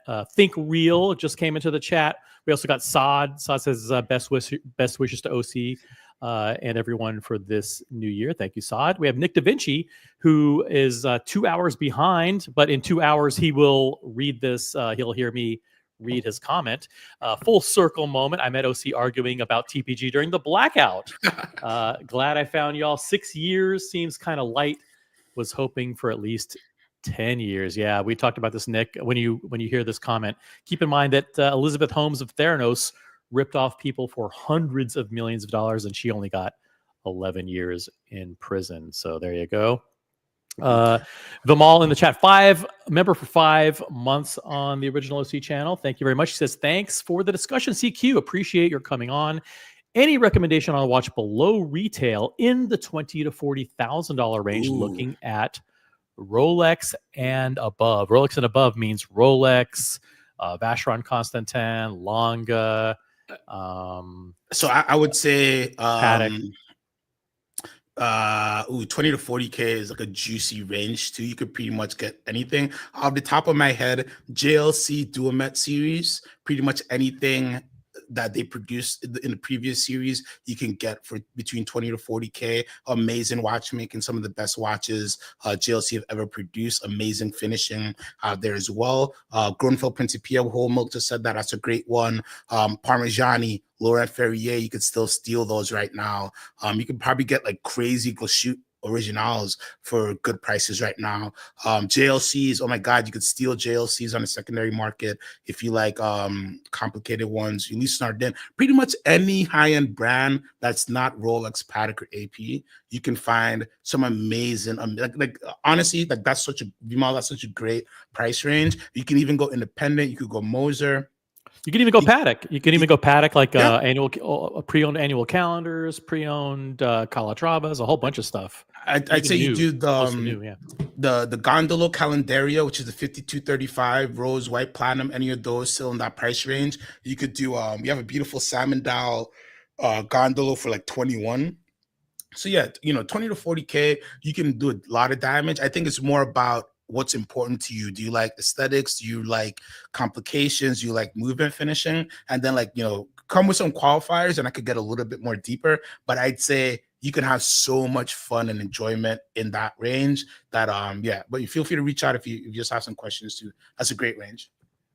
Oh, could you highlight Think Real's comment? Yeah, of course. Think Real says, I'd like to see David SW take better and more pictures of each watch. They also never put the year of the watch. That's true. That is something that I've heard before, that typically you don't put the original sale date of the watch in the listing. And I think so. That's only for unworn watches. And Think Real, this is a great question, and we should have some type of FAQ on the website. So only on unworn watches that are within the year, we won't put the date on it. For instance, I have that unworn Daytona that we just talked about. That's a 2023 August piece. So if you go on that listing, the date is there. So the reason we don't do that is because a lot of people are just stalking our websites all the time. And we do have situations where, maybe you just bought a watch recently and you traded it into us. So our goal is to give the least information to people who are trying to do bad things as possible. We just had a issue, a couple of weeks ago where somebody's using our pictures trying to scam somebody. So in situations like that, it's just call us, just shoot us a text, and we'll give you more pictures. We'll give you all the information on the watch as well. The pictures on the watch on the website are of the exact watches. We do kind of have a set format. If you need extra pictures or video, just reach out. We're happy to give it to you. But all pictures are of real watches. And for everything but unworn watches, you will find the month and year on the website as well. Thank you for clarifying that. We also got Watch Ragazi, who runs one of the biggest live streams in the world in Germany, the Watch Ragazi channel. What's going on? Well, here in the United States, breaking news, Anthony Ferrer, known as the Timepiece Gentleman, will be sentenced in court filings that were made public recently. He will be sentenced to 5 years and 10 months in prison. Anthony Ferrer, known as the Timepiece Gentleman, his claim to fame was doing social media and becoming a YouTube watch dealer. Really rose to the top in the YouTube watch dealing space. Known for his day in the life videos and his very high production value weekly videos that kind of looked like $1 Million Listing meets Real Housewives. Yep. And he did it, unfortunately what he did was, according to the court filings, he scammed people out of $5.7 million worth of investor money and value in watches. And so we're reporting today that he will be sentenced on January 31st to 5 years and 10 months in federal prison. Oof. Think Real says, cool, love browsing your inventory. Thanks for the Anthony Ferrer will go to jail. He's been in jail, actually. He's been at the Metropolitan Detention Center in Los Angeles awaiting trial. He did plead guilty a few months ago, and yes, he's been in jail since November 2023, and he will remain in jail for another 5 years. So there you go. The mall says David SW has a cool Hublot collection. Love how they don't fall into the negativity around that brand. Yeah, I mean, that's for sure. I like Hublot, and I think your prices are right in line. And guess what? They sell. Yeah, with where you want to see them. Especially like my favorite are the white ceramic. I'm not sure what the name is, Unico or whatever it's called. Yeah, the Unico. But that watch is absolutely gorgeous. Buckley, celebrating his birthday, loves the Classic Fusion. That's a great watch. Yeah. Here's one that I kind of like. I'll bring it up here. This is the white ceramic with the rubber strap. Very attractive and noticeable watch. You put that on the wrist, people will definitely take notice. $12,875. This watch lists for around $20,000. So it's unfortunate that Hublot's in the situation that they're in, and nobody will give them the respect that like they deserve. And of course, there's a bunch of ETA movements in there with different, that have been overpriced. But so many brands have been charging you guys so much money for ETA movements and other BS. That is funny to me that people point towards Hublot, which is a brand who, like, yes, they have pieces that are ETA movement, but they spend so much R&D on different materials. They have so much in-house movements as well. And they're one of those brands that if you're a big client for them, you do get to go to all these cool events. And on the pre-owned side, like full ceramic in-house chronograph, $17,875. Who else? Show me. Just show me. I'll shut up. Yeah. You know what I mean? Yeah, this is. And I'll give you a discount on this. You know what I mean? Like, come on. You will? Well, a little bit. Don't say that. Yeah, because this is yeah. I've seen these a little bit lower, but again, you're working directly with David SW. You're going to get a warranty. You're going to get all that good stuff. So this is a brand new I don't want to say brand new. It's a pre-owned but unworn condition piece. You know what's so funny, OC? When I first entered in the business, it was so like, they would kill you for saying BNIB, brand new in box, new in box. You wouldn't like to say the word new. That's why for me, it's very hard. Like people come to me like, do you have it new? And I have to give them like a whole explanation, because in the beginning, you just did not use those terms, or like somebody's coming for your website. And now it's so loose and everybody's a dealer now that everybody's like, I want a slider, I want a new watch. And it's like, well, what does new mean to you? Because everybody has a different version of new, So funny. Yeah. By the way, if you're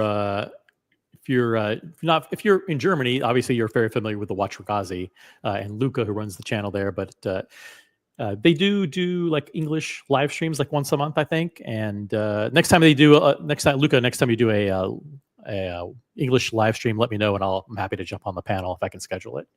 So yeah, subscribe to the Watch Ragazzi channel on YouTube. Good stuff. One of the first unboxings of the Daytona Le Mans was by Pooley on the Watch Ragazzi channel. So it's very very cool channel.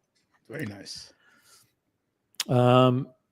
Yeah, I think that's about it. I mean, if you guys have additional questions, I know we have 50 people watching, so I don't want to end it. For a small super chat, we'll keep the show going for another 5 minutes. How about that?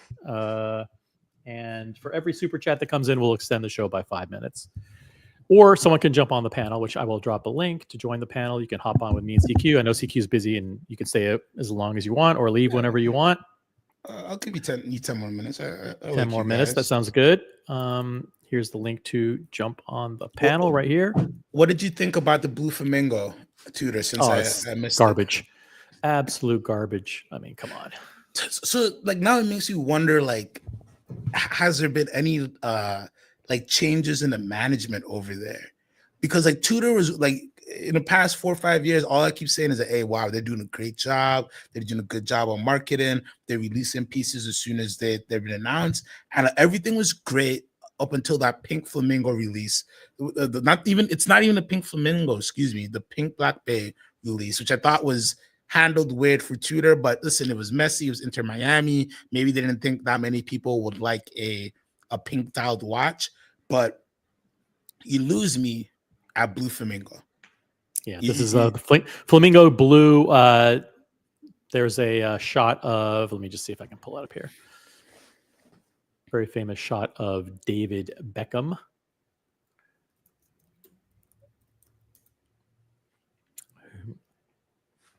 I wonder when we'll get the first one. That's a good question. Yeah, David Beckham was doing a product, some promotion with a company, and he was on a New York City rooftop, and he wore the watch here. And a few days later, Tudor announced it, and it's at $5,875 retail. $5,875. So it's even higher. I think they jumped the price up a couple of $100 from where the pink Miami one was. That's what's crazy is the Tudor Chrono used to be such an amazing value because it was basically the Breitling B01 chronograph movement modified. So you're getting like a $9,000 movement in a $4,000 watch or something like that. Now at this retail, and being in the secondary market, people are going to want more than retail for this initially as well. I just don't get the allure. The pink dial, I kind of understood, especially being in Miami and part of the whole messy thing. You could have got me. I could have got one of those. Like I could see myself getting one of those at retail. But this is not even tied in with anything. It's just like a straight up the Tiffany blue. Like, hey, we finally figured out how to get the Tiffany blue done. So let's produce a watch. Like, let's call it the Blue Flamingo, which doesn't even exist. I thought, like, oh my God, this is like a rare flamingo breed that's eating like luminescent shrimp or something. No, it's just like somebody in the marketing room, went on a nice shroom trip, and is like, hey, like, no, this is from a psychedelic thing. Like maybe the color was already there when the Tiffany hype was going, and they were like, listen, we can't just call it the ocean wave or something dealing with the Caribbean. There's so many Caribbean dialed watches with this blue, by the way. And then it's like, okay, so we'll just call it the Blue Flamingo. And then it's like, well, what is a Blue Flamingo? And well, it's just fantasy. And it's like, oh, so we should sell them a tool watch that's tied in with a fantasy that is not even like a great myth. Like we all haven't heard the myth of the Blue Flamingo. You know what I mean? So it's like, I just don't understand. I like, this is the Tudor lost the plot here officially. Like what is this? With all due respect, like I love the brand, but like, what is this? Yeah. By the way, shout out to this is funny. Watch Ragazi, who is live streaming now from Germany, and he's live streaming our live stream on his channel to the stream Inception engaged. I love this. Yeah, it's amazing. Yeah, and his chat says something like, this is a chat from Germany. What's up, guys? Luca, he's amazing. Check out if you want to learn more about the Tudor. See, I hope he's still streaming, because then he's showing my stream running on his stream, running on his stream, or something like that. I love it. But his super chat's up on the stream here. There you go. Boom. All right, guys. Well, it's been an absolutely amazing show. I'll as a favor to Mr. Tudor, to you, I'll put this image up. And as we close the show, hit the upvote button on the way out. Guys, make sure you subscribe to the channel, enable all notifications. Thanks, CQ, for jumping on. Anytime. And have an amazing holiday, Martin Luther King holiday. So congratulations to President Trump on his inauguration. Happy birthday, Buckley. Happy birthday, Paul Stanley. A kiss. And if you need anything, reach out to CQ at CQ_, the watch guy on Instagram. I'll drop a link to him. Appreciate you. Right now in the chat. If you want, don't buy any watches, but if you, for any reason, get possessed and you feel like buying anything, check in with CQ and he'll hook you up with a good deal. Guys, have a great show, great day, and we will catch you on the next one. Peace out.